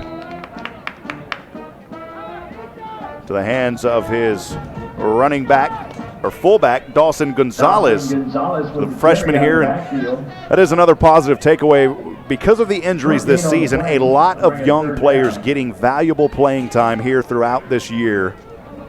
Seen a lot of different changes at the quarterback spot. You've seen it more than me, Kelly. Of course, you've been at a lot of these games. Michael's been at every one of them, so he's for sure seen it. 1:52 to go. 3rd and 17. Slack rolls back from the 15, deep down the center to Brandenburg, and that one's incomplete at the 40. There was so much contact there. I don't know if you threw a flag, who you'd call that on. Well, Brandenburg and Ant Stevens both down there. Anthony kind of put his hands into the air, so what do I got to do to get a flag? And Southwestern, unfortunately, will have to punt this one away as Victor Winfeld set back to punt this one from his own 5-yard line. Really unfortunate for the Pirates because they really played good football through 3 quarters.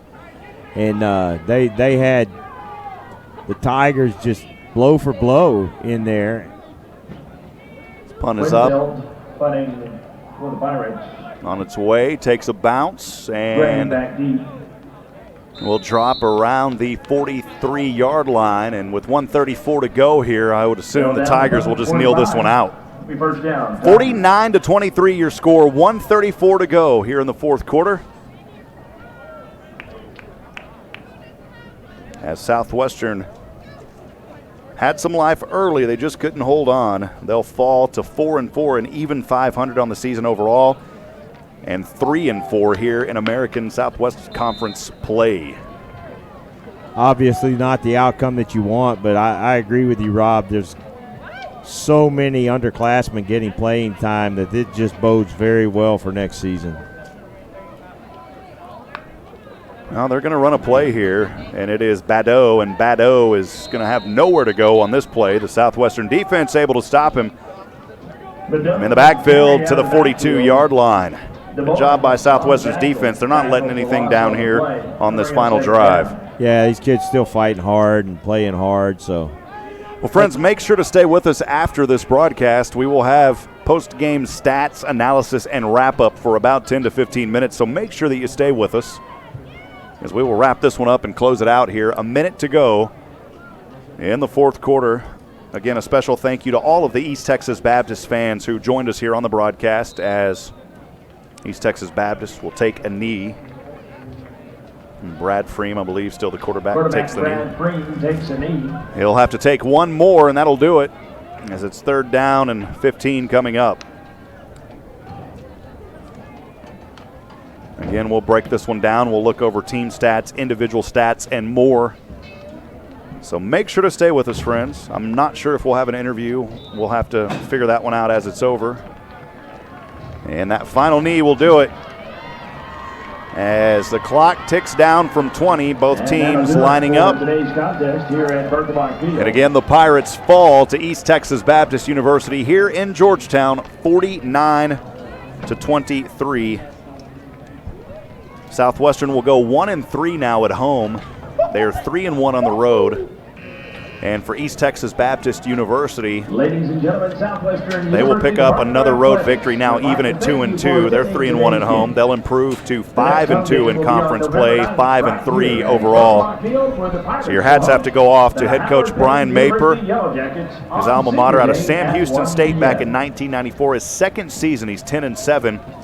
And here for Southwestern Pirates since the reinstatement, Coach Joe Austin. 11 seasons in coaching, 43-62 his overall record. Appreciate Coach Austin and all the staff here at Southwestern University for this privilege to bring you Southwestern Pirates football. Again, your final, East Texas Baptist 49, Southwestern 23. Chuck, I may try to bring it to you real quick just to see if we've got you down there on a microphone.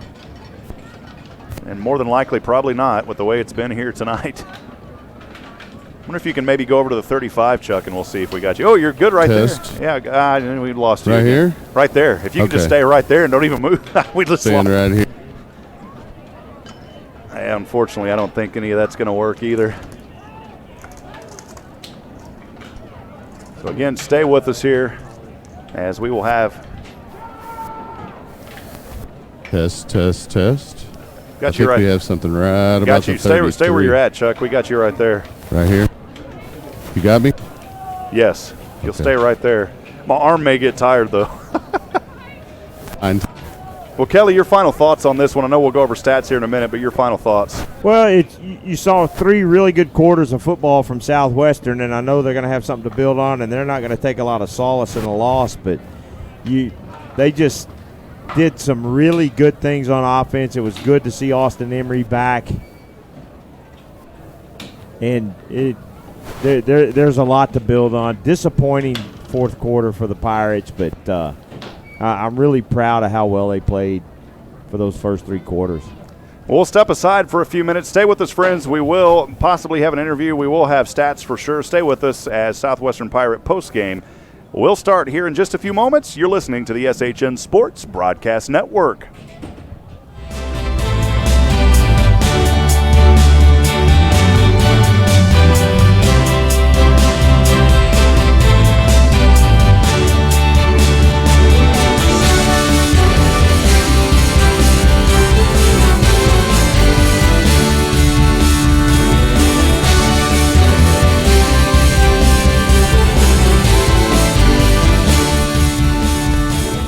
Welcome back here to postgame Southwestern Pirate football on SHN Sports. As again, your final tonight, East Texas Baptist University 49-23 over the Southwestern Pirates. We will not have a postgame interview this afternoon with Coach Joe Austin as he will head back in with his team here. But again, I know it's easy to sit here and kind of frown upon a loss, but you do have to pick out the positives. In this ball game, one of the major positives again and throughout the season has been young players getting an opportunity to get out here on the field and play. And actually, Chuck is down there with head coach Joe Austin now. Chuck, well, let's see here. Do you have me? Got you right there. Okay, Coach. Here. Tough battle, Coach. Didn't quite go as you expected. Give us your thoughts on today's game. Right here, tough second half, and so it was disappointing for everybody. They beat us. Sometimes you have to tip their hat. They outlasted us in the injuries, and they beat us in the second half. So tip your hats. Well, and additionally, one of the things I was impressed with, Coach, is how you brought both teams there to the center of the field, because there were some testy moments in today's game. Talk about that and the importance of leaving it out on the field in Southern. Well, that was an invitation from the ETBU head coach, and so we opened that up to players on our team that might be interested. So just a classy move by Coach Maper. I agree. Good luck next week, Coach. Thanks. Appreciate it, Chuck. Thank you down there. We'll try to make it work as we can. As the Southwestern University Pirates, again, this afternoon, they fall 49-23. Kelly, been a fun one up here in the booth. Not so much down there on the field, but as I was saying while you stepped out to grab those final stats, a lot of young players still getting some valuable playing time here in this ball game, and that is some positive takeaways. And one thing that I'll look at, of course, on the positive end is you got to be happy to see Austin Emery. I know that he threw 3 interceptions, but it was so good to see Emery back in there for Southwestern. He needed some playing time as he's been injured. We didn't know he was going to start. He came out, he started, and for the most part, he had a good game beside. And really 2 of those 3 interceptions, kind of tipped up. You can't really fault him. The stat sheet will fault him, but you can't fault him all the way. Well, you see his athleticism, and you saw early on, once he got comfortable back on the field again, you saw why he was the starter from the beginning of the season, minus the injuries. So good to see Austin back, and we're glad we've got him this week and then next week as well. So. Well, Damian Dawson for Southwestern on the defensive side, leading all players in tackles. He had 2 tackles for 3 yards for a loss. You got to give a lot of credit to Major George, who forced a fumble in this ball game, and then a few breakups on the defensive side. Peyton Ludeman with a breakup alongside Jackson Reese, and then Grant Mitchell. As far as East Texas taking care of business here today, and again, that final 49-23. We'll quickly look at team stats here. Austin Emery, 5 for 9. We'll just go over individual stats here. First, to start things, Austin Emery 5 for 19, 54 yards and a touchdown through the air. He did throw 3 interceptions. On the rushing side, though, Emery over 100 yards, 28 carries for 111 yards, 26 was the longest. Kerman Cole, Kerr Coleman, who we saw come in, 1 rush for 5 yards. Elijah Smith, 10 for 72. So the rushing game, again, for Southwestern was there. That's an area that they have been really good at. In fact, they're 25th in the nation in NCAA Division III, putting up over 226 yards of rushing per game. Well, guess what? They broke that today with 50 rushes for 250 yards. That's been another positive highlight, Kelly. Right. I don't think they're going to have any problem adding to those stats this week either, and maybe climb up that leaderboard nationwide in rushing. This is another team that does very well on third downs, as they are 27th in the nation, just almost 30% on third downs here this afternoon. They were right near that mark at 28.6, 4 for 14 on third down. On fourth down, they had some success, 2 of 3.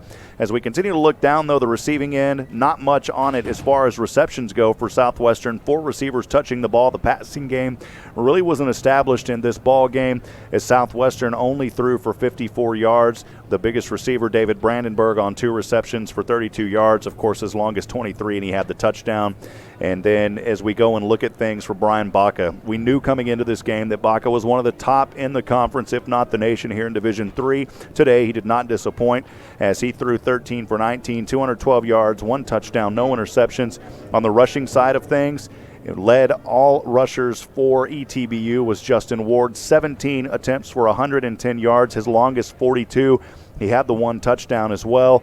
And then Bailey Baddo, 3 attempts, 44 yards. We saw him come in. 43 was his longest and a touchdown. On the receiving end, it was pretty well rounded for ETBU this afternoon. 5 receivers.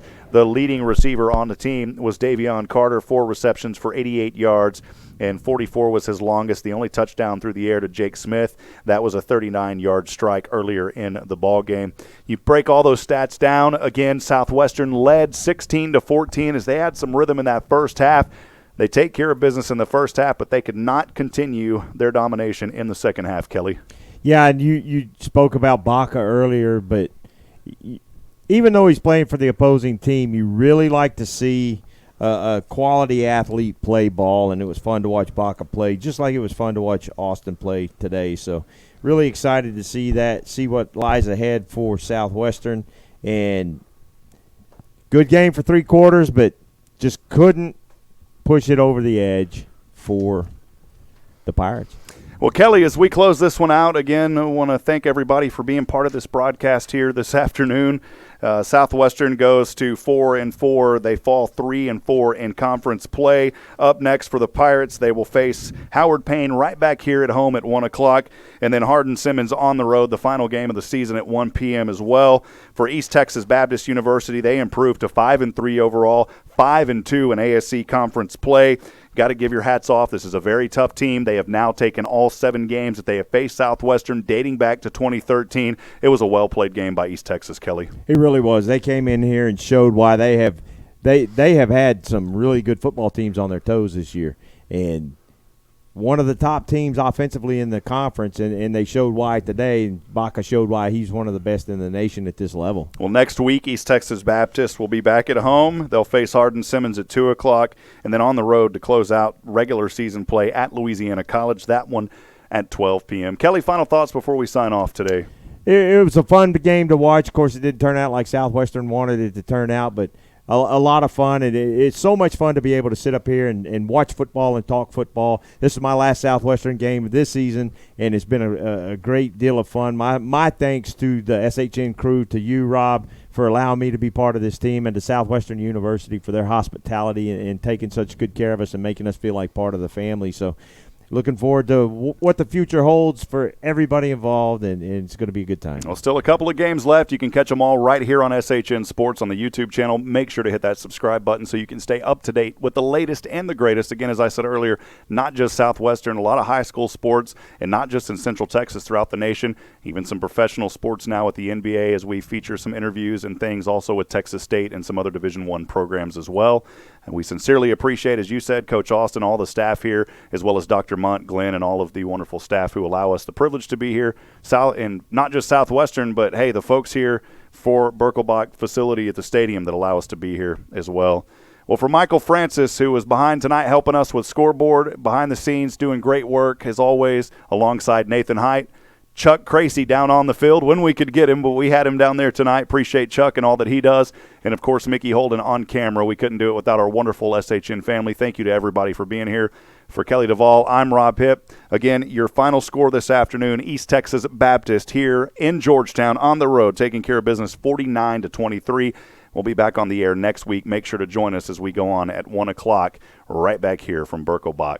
Reminding you tonight, friends, we're not strong enough alone to make it on our own. We need each other. Provide a word of encouragement. Lend a hand of support. Somebody today needs you.